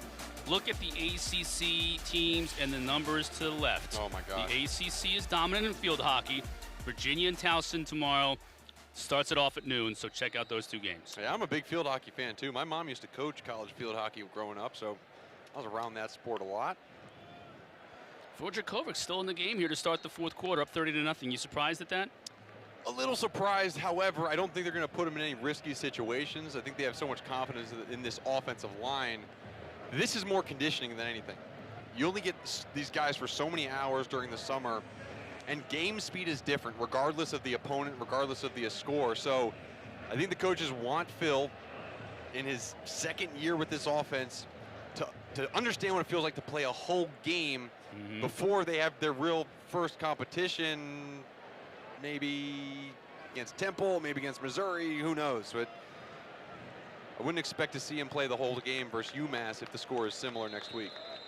Pat Garwo now getting some run at tailback for Boston College. A little bit more of a heavier back. He's more of the low center of gravity, a little bit of a bigger back. Banged up really last year and during the offseason, but glad to have him in the fold if you're a BC fan to complement Levy and Sinkfield. Then the smaller Xavier Coleman, and then Garwo is a little bit more of a lower center of gravity, a bigger back. Yeah, and we're nitpicking here because all of them are like 5'7", 5'8", 5'9", all of them around 200 pounds. It's just their style of running. You see how Garwo is really good at being shifty between the tackles. He's not going to break away speed like maybe a Sinkfield or a Coleman will, but he hits that hole hard and powerful. And so it's really good to kind of have that 1-2 punch of the patient runner and the real downhill runner. Just switches up the style of play for the D-line and linebackers. You see Vrabel there, Tyler Vrabel on the left, back at his traditional left tackle spot. Was injured much of last year, and so he's playing a little out of position, but you move him to left tackle. Zion Johnson now at left guard, the road grader next to him. And this offensive line's getting a good workout today. Jurkovec's going to go deep. Flowers again. Oh, man, that was very close to pass interference. But Owen Goss is going to get the congratulations of his teammates. Yeah, and Owen Goss, good job recovering, getting back. Let's see if he turns his head at all. Now, that's pass interference. He gets his hands on Zay Flowers before the ball gets there, never looks back, tries to make a play on the ball. So got away with one there, but maybe a no call is the only thing that can stop Zay Flowers. To Zay's credit, didn't say anything to the officials. Nope. Just ran back to the huddle, looking for his next opportunity. Jurkovec keeps getting a great block on the outside. Wow. 30. Flag down inside the 10 and out of bounds. They may get freshman Jaden Williams for a hold. He's shrugging his shoulders like, I had a great block downfield. Absolutely not a hold. Wow, I got to see the replay, though. But from watching it live, it looked to me like a great block from the true freshman wide receiver on the outside. There is no foul on the play for offensive holding. No flag on the play. Yeah, they picked it up. The BC coaching staff was livid on the sideline when that flag came in. Take another look. And this type of stuff makes me so excited for a young player. Number 80, he caught a touchdown pass. He's a guy that's explosive in the pass game, but if he can make a block downfield like that, running, pushing his guy downfield, you saw him get his hands inside the jersey and push. There was no hold, no restriction. Good job picking up the flag by the officials, but it gets me fired up seeing a young wide receiver blocking downfield for his quarterback. 40 yards for Jurkovec on the run. 1st and 10 now from the 12. Flowers in motion, near side. Fake to Garwo, looking to get it to Flowers in the flat. He does. Makes one man miss. Can he find the pylon? No, but he picks up a 1st down or close to it. He's right at the marker, and if he picks it up, it's 1st and goal from the 2. And so the next step in Phil Jurkovec's progression as a quarterback is going to be getting the ball to Zay Flowers sooner on that play. Just a few steps sooner gives Zay Flowers the ball in his hands with no defenders around him. Just the fact that he held it for one extra step and then got the ball out allowed Trevor Thompson, the linebacker, to just get a hand on the foot of Zay Flowers, and that's that next progression. They'll watch that in film, and Bill will say, yep, I could have gotten there a second earlier, and that could have resulted in a touchdown.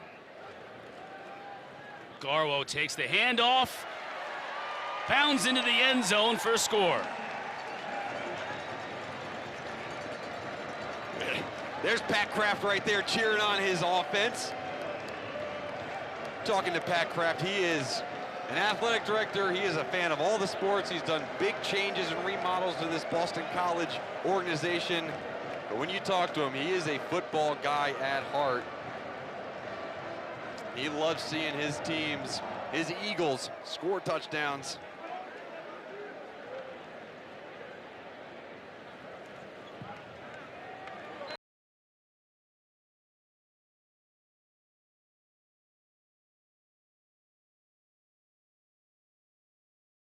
First season last year, looking to go better in 2021.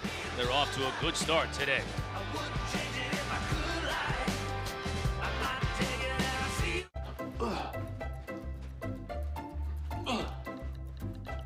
PNC Bank believes that if a pair of goggles can help your back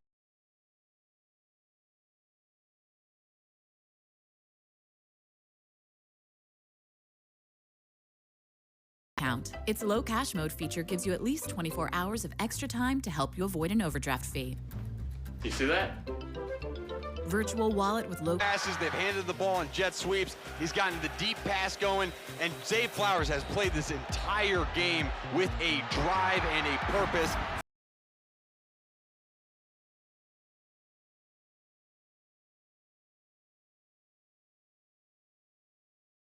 Underneath, withdrawing the coverage back. Fantastic day. MVP of the game, Zay Flowers. Stephen Ruiz kicking off to Jake Spencer. Spencer takes it out to the 23-yard line. Our MVP of the game. It's brought to you by Sports Clips. There he is, Zay Flowers. You could have given it to Phil Jurkovec, too, who also, by the way, has 61 yards.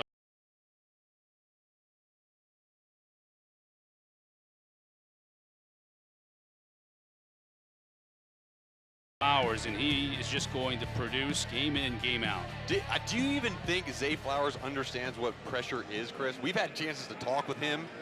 I mean, he is probably one of the most positive guys. He's so energetic all the time. I honestly feel like pressure doesn't get to him. He just says, okay, I'm going to go out and play football. And I think you made a great point a couple drives ago where there was no pass interference called. And he just turned around, walked back to the huddle, and said, I'll make another play. And that's maturity.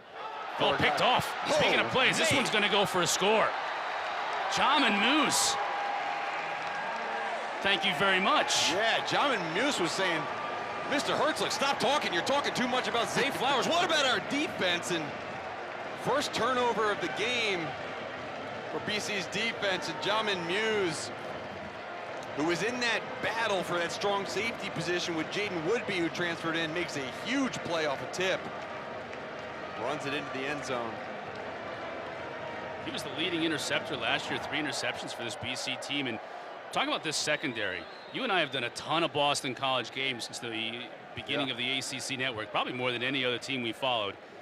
I feel like we're family with this secondary. Oh, I know. We've grown up with these guys, whether it's Muse, whether it's Maitrey, whether it's Palmer, whether it's Sebastian. Yeah, and now they got the young guys too. C.J. Burt and Sean Asbury are going to be the next step, but Jahmin Muse takes it back for this touchdown. Boston College scores defensively this time.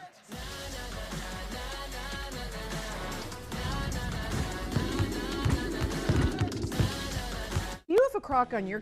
Back 2010, that's when my first game back versus Weber State, and I remember before I was diagnosed, I had to walk back from the tee around the reservoir, and my pain was so bad. My leg hurt so much, and so this morning, on the 11th anniversary of my return, I got up at 5 a.m. and I ran around that dang reservoir. That's great.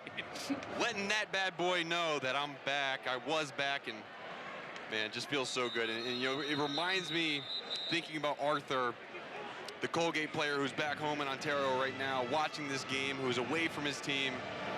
It just, if my story can help him at all, just see that, look, you can get back on this field, you can do it again. I just wanted to shout out to Arthur and tell him that I'm thinking about him and praying for him, that he can have that experience of coming back and joining his team as well. So what a fantastic day, and I felt very honored to be honored here at Boston College.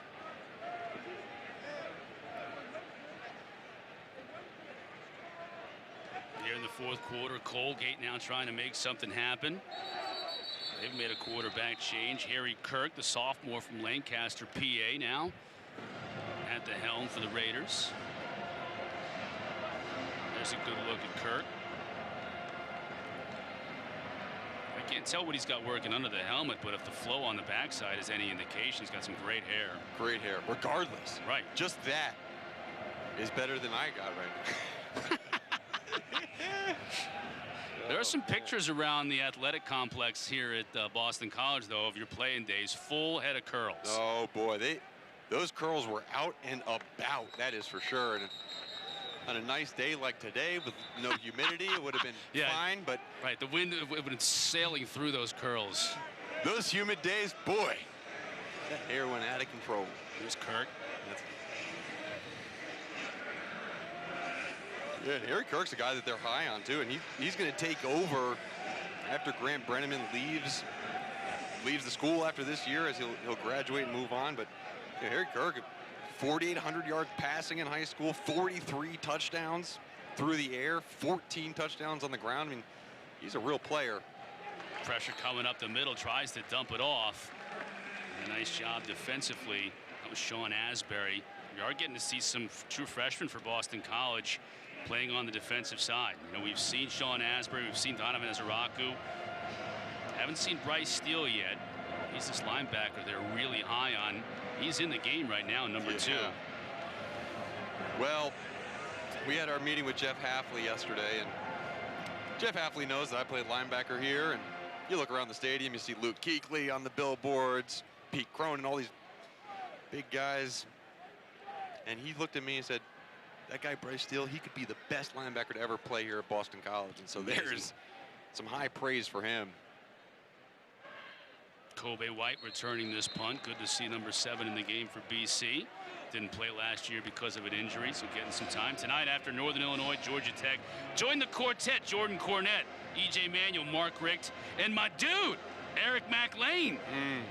Complete breakdowns of all 7 ACC games today. It's the Huddle on the ACC Network and live on the ESPN app. You know McLean's looking forward to this game tonight. Yeah. Georgia and Clemson. Who isn't?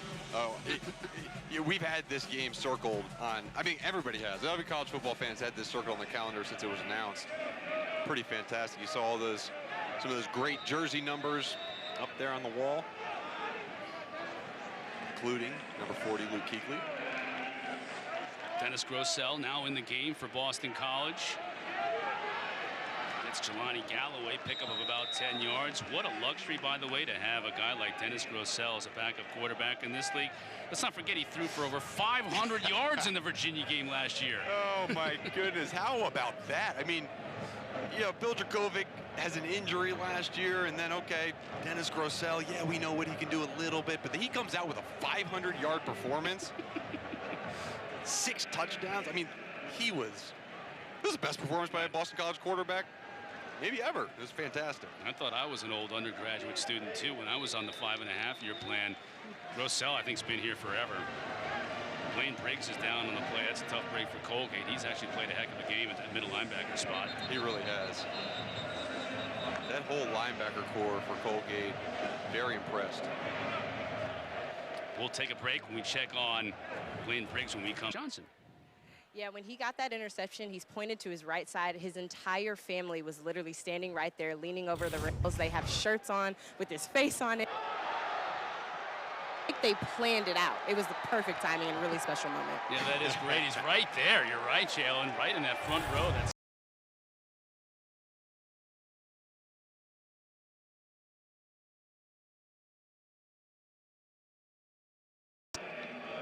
so great for these players to have their families back in the stands. That over there by that end zone is where all the Boston College families always sit. They always have sat there. I remember looking up in those stands, trying to find my family. Just, we talked to Jeff Hafley, and he talks about this family mentality with this team, and part of it was getting the parents and getting the brothers and sisters here to watch the guys play. So great to see Jahmin Muse get that interception and acknowledge the fact that they're here. fake the stare out to White. Now he's got room. Makes a man miss and another one. Inside the 40, 35. Dragged down to the 32 by Tyler Flick. But not before a big gain, 25 yards. And how great is it to see Kobe White back on the field. Leading receiver for Boston College 2018. 2019 had a great year, got injured his knee in training camp 2020, and now he's back on the field and producing for Boston College. Great to see him back. Another guy who's, I think, in his sixth or been around a while. ninth year with Boston College. Fake the stare, now Grossell.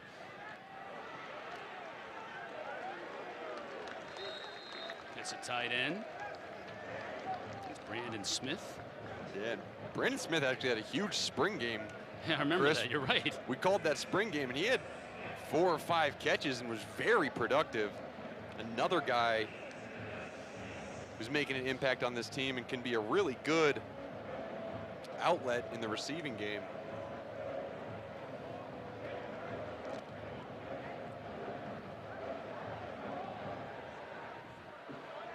Pitt and UMass coming up following us. Midway point of this fourth quarter.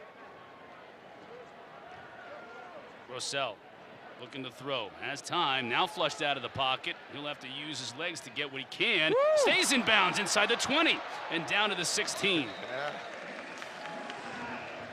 Wow. Well, that's also another one where you probably want him to go down here, right? That's the okey doke. He gave him a little okey doke. He knew what he was doing. I guess that's your backup quarterback. You're up 47-0. You get it. You hate it when you're a defensive player and you fall for the pump fake when he's 10 yards downfield. I've done that before. Doesn't feel good.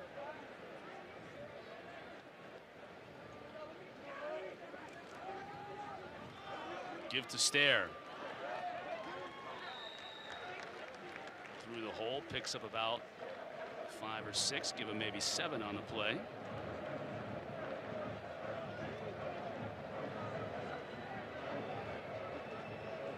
Peter Stare.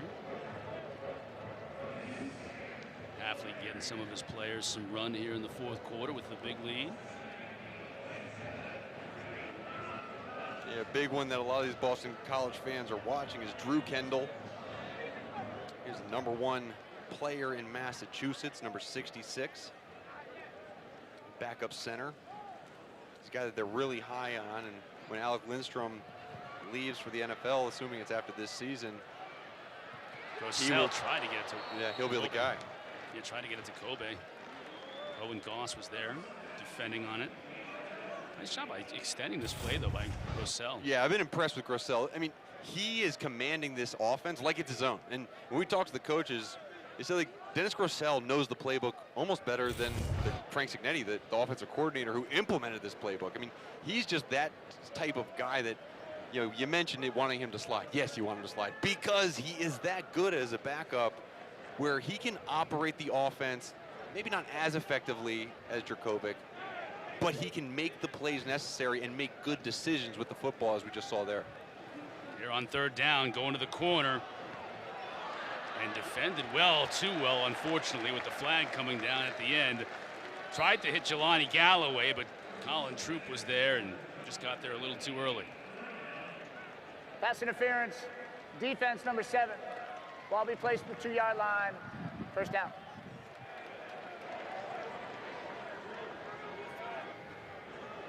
First and goal for Grossell.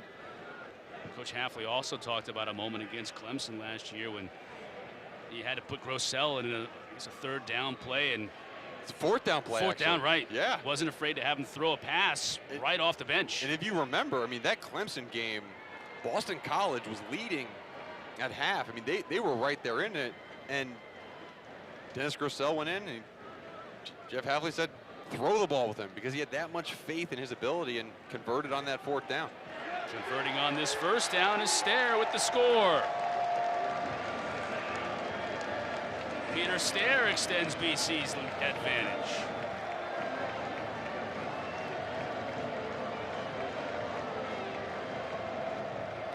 It's all smiles on the sideline. And this is what we it's funny, Jeff. It's funny, I almost called you Jeff. Chris, we talked to Jeff Hafley and said, how are your players going to react when maybe the starters are out, they're on the sideline? He said, I have absolutely no worries. My starters are going to be as much into the game as anyone. You see Jurkovec be the first one giving them high fives as they're running off the field. And Jurkovec absolutely loved it. Watch Stair right up the middle, pounding it into the end zone. And Phil Jurkovec loving his guys as they come off the field. Online at taxshaver.com. You would think a pan is a pan until Maiden came along, and I went, wow, these things are something.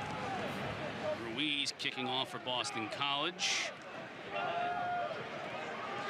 Chance for Spencer here. Nice defensive play on special teams for the Eagles. Also tonight, this game on September 4th. Ooh. Are you kidding me? JT, DJ? I mean, these two quarterbacks are the real deal. JT Daniels took over the helm about halfway through the season last year for Georgia, and he was on fire. Their 3rd down conversion percentage jumped about 15% when he was at the helm. And then DJ Uiagalelei, watching him play against this Boston College team last year and then also against Notre Dame, he was absolutely fantastic and really good potential for the future. He's that guy. He's that guy down at Clemson, and it's going to be a fantastic game to watch, especially with all the young talent on Clemson's side of the ball. I got Justin Ross coming back, but really other than that, a lot of the guys have left the NFL, but they're just going to replenish like Clemson always does. Yeah, it'll be interesting to see the young players that emerge from that Clemson team, like at the running back spot and the wide receiver spot, complimentary, and then so many good players defensively for young players. That defensive line, remember that defensive line with Wilkins, Christian Wilkins and company a few years back? You thought, there's no way they're ever going to be able to replace those guys, and yet a couple of years down the road, we're still looking at it and saying, yeah, they still have one of the top defensive lines in the country. Yeah, well, they're so good at recruiting. I mean, what Dabo Swinney has done down at Clemson, he has made the culture a culture that attracts recruits. I mean, they just love going there, and it pays off. And they have been a dominant force for a reason in the ACC and across the country for a long time. But number 3 versus number 5, first game of the season. How does college football get better? I don't know. It's great. 7:30 on ABC tonight. Final 5 minutes of this one for Harry Kirk and the Raiders.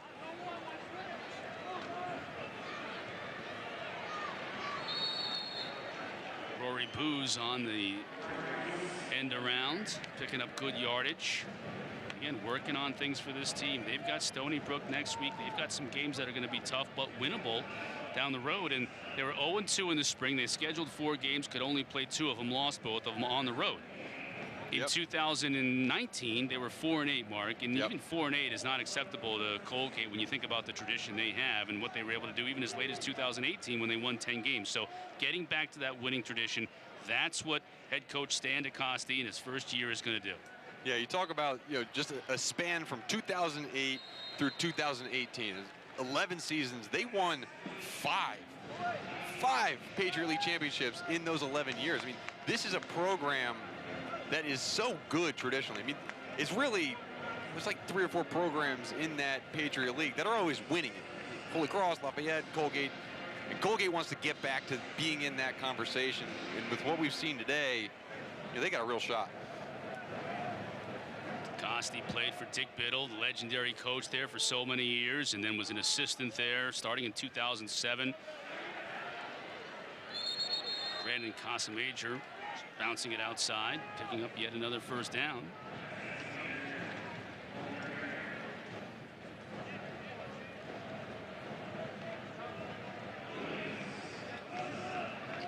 I love talking to some of the players about DeCoste, and you know, it's about discipline too. The players were like, we got the cleanest locker room in all college football. No. You know, like getting back to basics and taking care of business. Yeah, it feels a little Mr. Miyagi-ish, right? Like wax on, wax off before you go out there and fight anyone. Let's get the little things done right, because if you can't pick up the locker room, if you can't police your own area, how are we going to trust you on the field? And while it doesn't seem like a direct correlation while you're playing, it seems like, oh my gosh, we got to pick up this again. It's instilling the sense of respect and pride in your work. And I think that that's so important for especially this malleable age of these young men, of understanding what hard work means and what doing the right thing every chance you get. Right. And then that translates to get wins on the football field. The dorms during camp were at the top of the hill, and guys used to park and try and get rides up to the top of the hill. And Coach DeCoste said, no, when I was a player, we all walked up the top of the hill. And as a team, everybody is going to walk from the field up to the top of the hill. Yeah, walk up the hill. There's a similar hill, but BC students understand there's a similar hill here.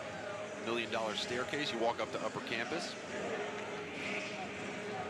And so I tried to get around that when I was a freshman as well. So I got a little moped, a little 50cc moped to go scoot up that hill. Well, me and my buddy Alex Albright, who was a defensive lineman, we would try to scoot up the hill together. We were okay on the way down, but going up didn't carry us. We had to walk beside it.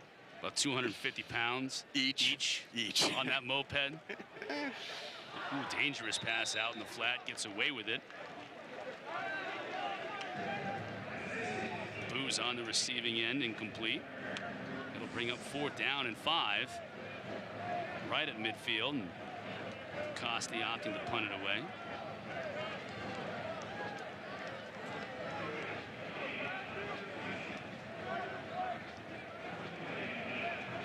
Kobe White on the receiving end, standing with his heels on his own 10.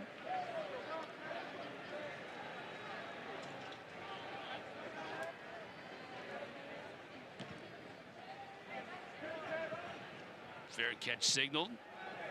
Pruitt with a good kick, takes a Colgate bounce. Nice, it'll be touchdown right about the 5-yard line. Talked a lot about Boston College's offense today, Mark. Defense has played well too. Yeah, defense has played really well, and it started up front with the defensive linemen getting pressure early. You saw Sheeta Salah make some big hit plays. Vinny DePalma with the huge hit, and then some good plays by the defensive backs. Mike Palmer with the interception, Jahmin Muse with the interception for a touchdown. This Boston College defense is one that knew they needed to get better from last year. They needed to play together, needed to have more confidence with themselves, and they needed to gain more team speed. I talked to Tim Lukabu. I said, have you found that speed? And he thinks he has. He's got speed to match up, play man-to-man against some of these really fast receivers and running backs across the ACC. Much like Hafley, Lukabu coming with a lot of NFL experience in terms of assistant coaching jobs. Javion Dane running the ball for Boston College. That's a name that's familiar. What is it? Ron Dane, son of Ron Dane. A lot of BC players have name recognition in terms of their fathers and family members. Yeah, well, after you play in the NFL for a while, you understand that there is some life after football too, and they understand the importance of an education, and really good school to match football competitiveness with high quality first-class education, and probably why a lot of these guys' sons choose Boston College. BC's last shutout in an opener against Northeastern back in 2009, 54-0. They lead 51-zip Please here set the today. play clock to 40 seconds. The game and the play clock will start on my Job signal. gets tougher though for BC moving forward. They got to go at UMass, right? Yeah, and you know, UMass is maybe a step up. They have not been very good lately, but they go to UMass and Temple. And then the one that's circled on my calendar is Missouri. They play Missouri in SEC school at home, and that's going to be good test. A really good test. I mean, it's going to be a really good game and show where Boston College kind of stacks up, because right after that, they go down to Death Valley, and they got Clemson at Clemson.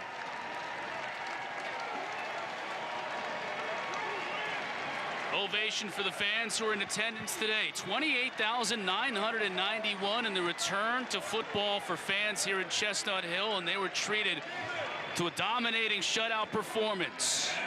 51-0 the final, as you see DeCosta and Lukabu, two former teammates at Colgate, embrace, and then the two head coaches with a word. Phil Jurkovec with a solid day as well. 7 touchdowns by 7 different players today for Boston College. To make sure we understand the caliber of people. Right, and I think the cool part about Coach Lukabu, Coach Hafley, the fact that they have a younger staff, I think they'll be able to tell their players, hey guys, this is great. It's a great win. Because I think sometimes we forget to celebrate our wins, right? Whether it's an inferior opponent or a big win.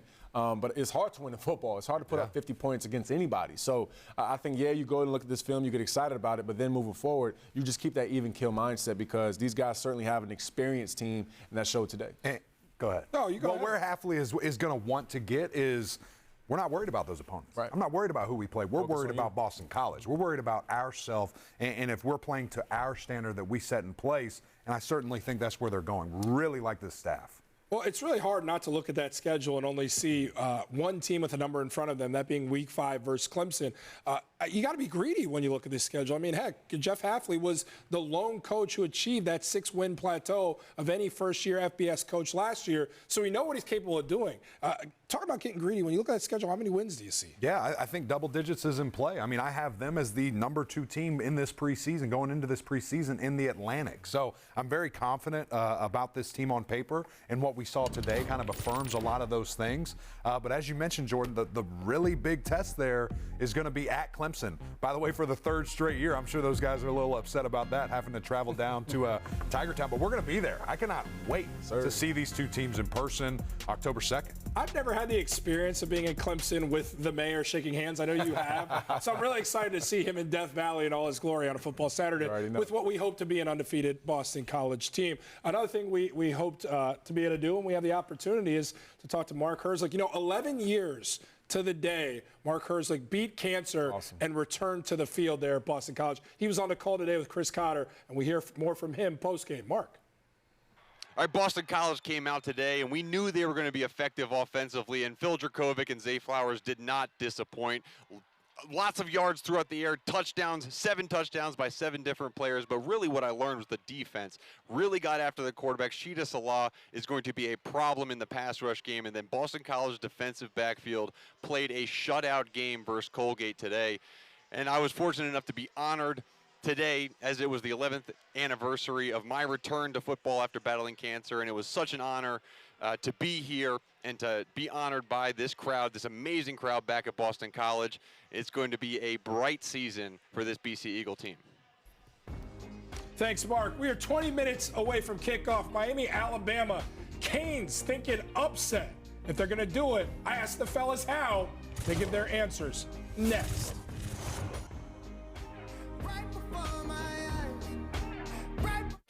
Show some love, Peloton. High five a friend across the country or right next door. Let's go hit the mat for core. Y'all look so good out there, Peloton. The original Peloton bike, now $39 a month. All access membership separate.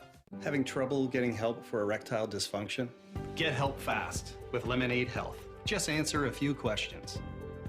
And they can send you medication so you can get better quickly. Visit lemonadehealth.com today. Why pay over $100 a month for cable when it's half the cost for Fubo TV? Get the channels you want with the entertainment you love for the price that cable can't beat. Try free at FuboTV.com. You can't put a price on connection, so we didn't. With Text Now, you get a real phone number with unlimited nationwide calls and texts for $0 a month. Download Text Now for free today. Dustin Poirier wanted a better life, built it. Wanted respect, earned it. Wanted a title, won it. Decided to change the world, doing it. You know how my man keeps accomplishing everything he sets out to do? He believes that he can. Guaranteed Rate is a mortgage lender who understands the power of belief.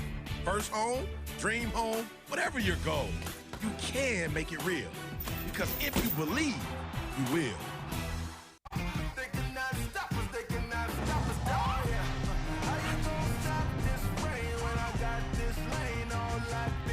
Sims going for it all. Touchdown, Georgia Tech. Here he goes. Touchdown, Yellow Jackets. Meditate, put the pain away. Keep your head up and never hesitate. They cannot stop us, they cannot stop us.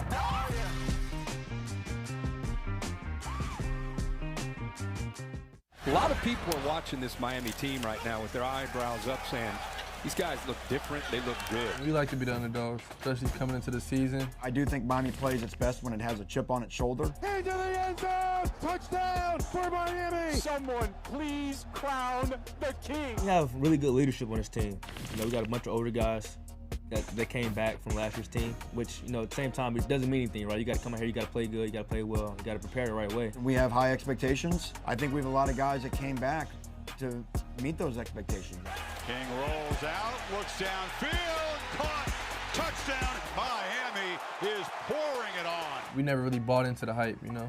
We just go out there and we play smash mouth football. We had something special going on a year ago that kind of got derailed. I would say it's pretty self-explanatory on why I think this team is going to be the team that kind of changes the whole Miami narrative around. Indeed, it would change the narrative. Let's flash it back to 1988. Jimmy Johnson there. Miami opened the season with #1 FSU. Unranked Miami, and they hammered the Noles to the tune of 31-0. The Canes went on to finish the season 11-1 that year. And a fun fact, Coach Richt was actually on that coaching staff for Florida State that season. EJ, I'll tell you, much of the same, man. Well, always dogging your Florida State I'm just squad. wondering, are we going to play a clip of Florida State beating Notre Dame in 2011 or no? It's a fair question. Okay. 9 wins for the Canes versus AP #1 teams, tied for the most all time with Alabama and Notre Dame. Hey, man, I don't produce, I don't direct. I just do what they tell me to do here. We need to work on programming. Florida State has not won a game on the ACC network as far as commercials since I've been on this job. Just saying. You know what? It's actually a fair gripe because every time we share the desk together, we are rewinding the clock to a Florida State loss. A loss? Like, why is we that do always- have to do something about that. Good. Conversation for another time. Give me the blueprint, Eric, if this is a Miami team that hopes to do what they're thinking they can do versus Alabama this afternoon. Yeah, there's no question it starts with D'Eriq King and his mobility, his accuracy, his leadership. You know, if things get crazy quickly, and this is looking at a 2-score game or adversity strikes, Miami is going to need him to be Superman and to stand tall and keep everyone calm. But I think his mobility is going to be the biggest thing, whether it's by design quarterback runs, or by necessity when he's just getting attacked or blitzed by, you know, every Alabama defensive lineman, and he's having to extend plays and make things happen. I think he has that ability. Oh, yeah. And, you know, that'll be an interesting thing just to see how does Alabama react to a mobile quarterback, because historically they've had some trouble. Yeah, going back to even Johnny Football years ago. I mean, so I don't know, guys. I just have a good feeling about this game. I know I picked Alabama in our picks. I think that was a safer pick. You're coming off that a I do little bit. want to win, but I honestly want to see Miami go out there and play well against these guys. I feel like they've been in opportunities in big games to go out there and play well, and they just haven't done it in years past. You know, so this is an opportunity for them to really set the tone, not just for their season, but for the Hurricanes altogether as a program. Rhett Lashley, offensive coordinator there for the Canes. How does he use D'Eriq King here? Is it different than he had in years past because it's Alabama, because he's coming off that ACL injury? I don't think so. No, I think that he has shown so much with his leg already. We were speaking with Manny Diaz during the tour, and he said his first practice back when he was full go, full contact, well, you don't hit your quarterback, but full contact, he cut off of his bad knee intentionally in a team drill to show everybody, hey, I'm good, I'm ready. And so I don't think there'll be any difference. No, I don't think there'll be any difference. If anything, there's more continuity now. This is Rhett Lashley's second year with D'Eriq. D'Eriq obviously didn't play a bunch in the spring, so when you're a quarterback and you're going through an injury, all you do is sit in the film room, you know what I mean? And D'Eriq was calling plays in the spring game, dialed up a couple touchdown passes. So I think these guys now, the mental part is where they're going to win because they're going to be locked in with their brain. And I believe this is D'Eriq's first year having a coordinator for 2 years. I think he's had a different coordinator every year. So think of how comfortable he is that in camp and in spring when he was obviously just learning, that it was the same offense. Oh, yeah. He was getting farther and farther into that in checks, and what do we do if this situation, instead of learning everything from scratch? Miami brings back their entire offense, and it feels like a lion's share of our conversation has been about Miami, how they're going to be able to put up points against Alabama's defense. Are they going to be able to keep those guys up front away from getting to the injured, recovering quarterback that is now playing in a first game back at the Eric King? What about Miami's defense? Are the Canes up to the task there, EJ? Yeah, I think so. You look at the defensive line. Nessa Silvera, that guy's a beast. Zach McLeod, he's going to be able to get after the quarterback, Bryce Young. And then in that deep third, they got some really mean safeties, some tough corners. So Al Blaze Jr., those kind of guys can get tip balls, and that's what's going to create the turnovers, and that's going to be in the favor of Miami. And I think this graphic right here is why there's a really good shot defensively for Miami to at least cause some problems. Look at all those offensive guys that are now gone, that Alabama is going to have to replace. Now, don't hear what we're not saying. I understand Alabama reloads every year, and they've had the craziest recruiting classes you could ever think of, but these guys still have to operate this offense at a high level. First-year coordinator, EJ, you've brought that up a lot today.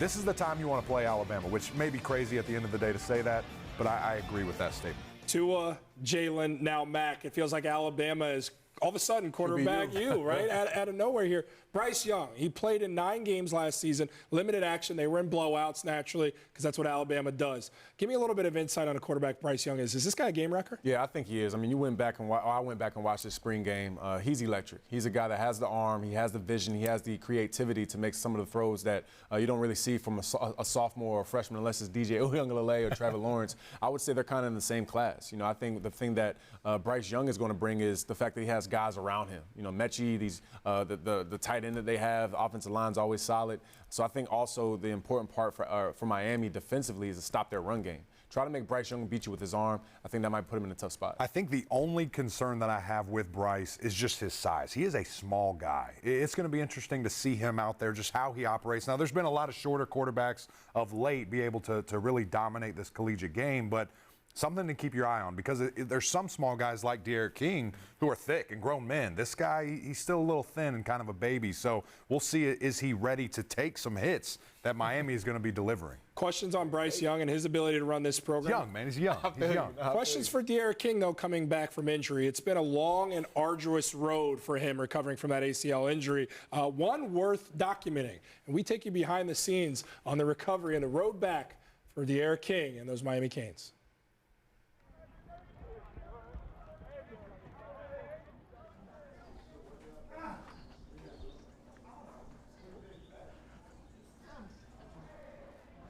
Bike first? Yeah. Like 5 minutes? Couple minutes. Let's go maybe like 3-4 minutes, and then we'll pop through the mobility stuff. All right.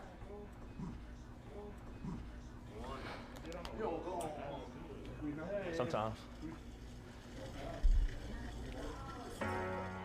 King on the move, and he is upended around the 10-yard line. King kind of clutching at that knee. That's hard to see, just as a fan of college football. I felt an initial pain, and then, the pain kind of went away. My first thought was like, maybe I'm over-exaggerating. And I got back to the training room inside the locker room, and it was a whole bunch of tests, and then, it came out to be torn ACL meniscus. I mean, it's been tough, everyday grind since I had surgery, but you got to find a way to get wins every day, right? So you got to find a way to reach new goals. It felt good being back out there, especially when I was running the ball a little bit, cutting a little bit.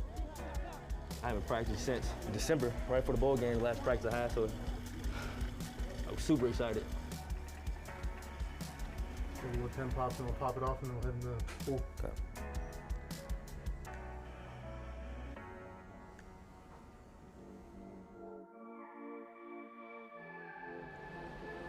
So we'll go 30 seconds. We'll go jog, off, jog, off. All right?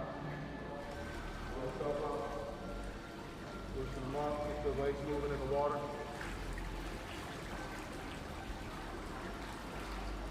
Let me know what speed you want. Just a little faster. Some days you don't want to do rehab, especially not 2 times a day. So getting up every single day doing rehab, knowing it's a bigger goal. I'm always the type that likes to be on go, and it kind of forced me to slow down and really look within myself. I'm really hard on myself. So it allowed me to go back to last season, really just be honest with myself, look myself in the mirror, I need to get better here, here, and here. Derek is special because of the way he interacts with everybody in our program. I can't remember many players that I've been around in my career who find a way to connect with every player on the team. Anything he says, the team takes as gospel. And to have that at a quarterback, it transforms your entire program. Towards last year, a lot of us could have, taken our shot at the next level. We feel like we didn't get the, the best out of ourselves and the best out of this team. And, we want to do whatever's good, for the university, for the team. That was the biggest thing for us, just run it back and do it the right way. Try to do everything the right way this year. Hey, love y'all boys. Let's go. Hey, offense on 3. 1, 2, 3. Offense. Today we get to play football. We're a day behind. Those guys scrimmaged yesterday. Whatever intensity they had, are we okay if we match it? Hell no. Can't match it. Got to best it. Everyone that steps across that line today, it ain't going to go exactly the way you want it. Remember being comfortable in the chaos? What if you had a bunch of guys that didn't care about chaos, that just loved it? That's who we want to be. First up on Derek. Yeah. Let's go, let's go. Yes, I missed y'all. Let's go, let's go, let's go.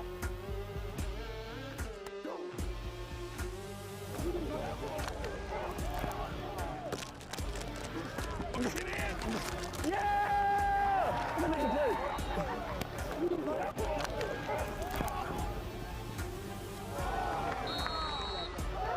That's great, baby. That's great. Bro, they can't stop us. We do us. They can't stop us. Rare access, a behind-the-scenes look, pulling back the curtain, always intriguing. Also worth a watch. The Huddle, it all happens there tonight, 10:30 p.m. following the conclusion of Georgia Tech in primetime as they host Northern Illinois. Coach Rick, E.J. Manuel, Eric McClain, and I do my best to direct the traffic. Make sure you tune in.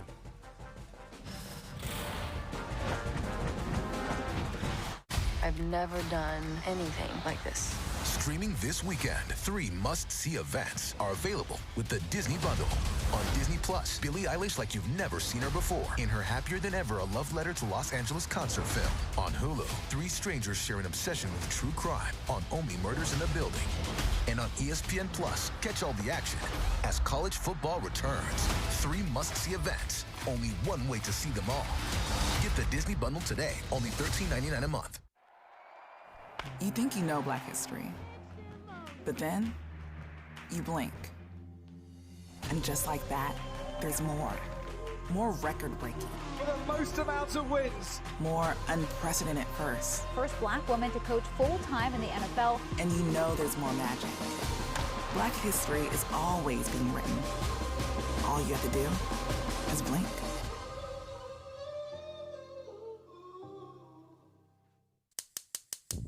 I love Made In. I love what Made In represents. With the product, you could tell that there's extreme craftsmanship. You would think a pan is a pan until Made In came along, and I went, wow, these things are something better. I use Made In both at home and here at Craft in New York City. They're beautifully made and will help you take your cooking to the next level. Those are the pans that we use at Alinea. We're going to have the best pans in the world at one of the best restaurants in the world. Your car keys are sometimes hard to find. A missing sock? Always hard to find. A Bigfoot? Really hard to find. But finding the perfect product to wow your customers or celebrate your team? Easy. Just go to 4imprint.com. A team with the passion and know-how to ensure your logo looks great on products people use and love. Find the perfect products to create meaningful connections at 4imprint.com. 4imprint. For certain. Be a war machine. Play online with your friends. Destroy your enemies. Experience massive battles. War Machines. Play free now. Available on the App Store and on Google Play. They cannot stop us. They cannot stop us. Oh, yeah. And here he goes. Touchdown. Yellow jacket.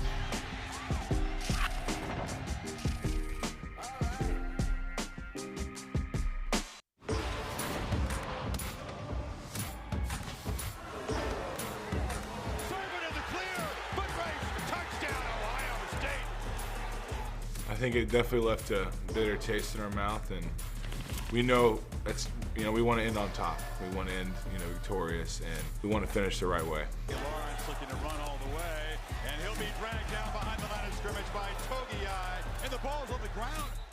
Losing a game like that in that fashion, it stings a little bit, and you've got a lot of time to think about it throughout the offseason. We don't sit around and magnify and dwell on the failure that we maybe had from our previous season. We don't have our eyes in the rearview mirror around here. Here at Clemson, we have a windshield mentality, so while we recognize things that we need to improve upon from last year, it's all about what's ahead. You know, our mindset has always been new season, new journey, you know, same standard. Welcome back to the Huddle. That Ohio State game might not be the only source of motivation for one Clemson Tiger. Back in high school in Southern California, DJ Uiagalelei twice played against JT Daniels, now the Georgia quarterback. DJ lost both those games to JT. Here's a look back to 2017 when the rivalry began. St. John Bosco in modern day has quickly become not just one of the greatest rivalries here in Southern California, but throughout the country. JT Daniels went to modern day high school. DJ Uiagalelei went to St. John Bosco, which is about 25 minutes away. Playing last year at modern day, both teams were loaded like unbelievable. I think there's like 35 D1 players on that team, and Bosco's numbers are similar to that. It's just highly competitive. A lot of really good football players that are going to play big-time ball going at it. We have the fillet of high school football. It is #1 modern day and #2 St. John Bosco. 2017, you had JT Daniels coming back, junior campaign, coming off of what was a record-setting season he had as a sophomore. This kid is unbelievable. And then you also have this St. John Bosco team. They're coming off a state championship. QB's the story this week. Bosco sophomore DJ Uiagalelei gets his first start. We have this huge, big-time quarterback matchup in DJ Uiagalelei versus JT Daniels. Modern day jumps out on them early. St. John Bosco, they knew how talented JT Daniels was as a thrower. All of a sudden, he's running. JT deceivingly quick. And Bosco doesn't have an answer for that. And that's going to seal the deal. Modern day is going to beat St. John Bosco. A little over a month later, they played now for the sectional final. This was more of a one-sided affair for modern day than the first one. JT showing poise and composure beyond his years. Modern day ended up running away with that one, and they ended up being national champions that year. He was a great quarterback, amazing. I mean, he whooped our butts in the championship game. He was just dot up all over the field. I mean, he was super smart. He's kind of like a general out there. He knew exactly what he wanted to do with the ball in his hand. Touchdown, Georgia! I love being able to see these guys go from having success on Friday nights to Saturdays. Oh, he faked me out and faked everybody out! Southern California is going to be on center stage down there in the South where college football kicks off. For more on how to defend against JT Daniels, here's EJ's Manual to Success. EJ's Manual to Success. This is the 2021 first edition of the season. I'm so excited to get back into talking football, be here in studio. It's amazing. But I just want to give you a good rundown of how Clemson can affect Georgia's excellent quarterback, JT Daniels, the California sensation. Naturally, when quarterbacks get a chance to get up in their three-step drop and hitch up once, you're going to see his eyes to the left. He holds his Mike linebacker, and he's going to rip this seam right here for an easy touchdown. This is something that Clemson cannot allow JT to do. He gets in rhythm. It's really hard to stop a quarterback like that. The same thing, you're going to see the same drop, eyes to the left, holding this middle field safety. He's going to go downtown to Main Street and drop a bomb right here to one of his receivers. Now, the good thing for Clemson, some of his receivers are out, but he still has guys that are capable to make plays. Now, here's where Cincinnati did a great job. You're going to see him bring some wraparound blitz, put some pressure in JT's face. Now, he can't step up in the pocket, so he has to move around, and then he tries to make a play, and he can't do it. So if Clemson's able to wrap around, bring some different defenders around him, it's going to make it much harder for him to be effective with his arm. Should help out their defense.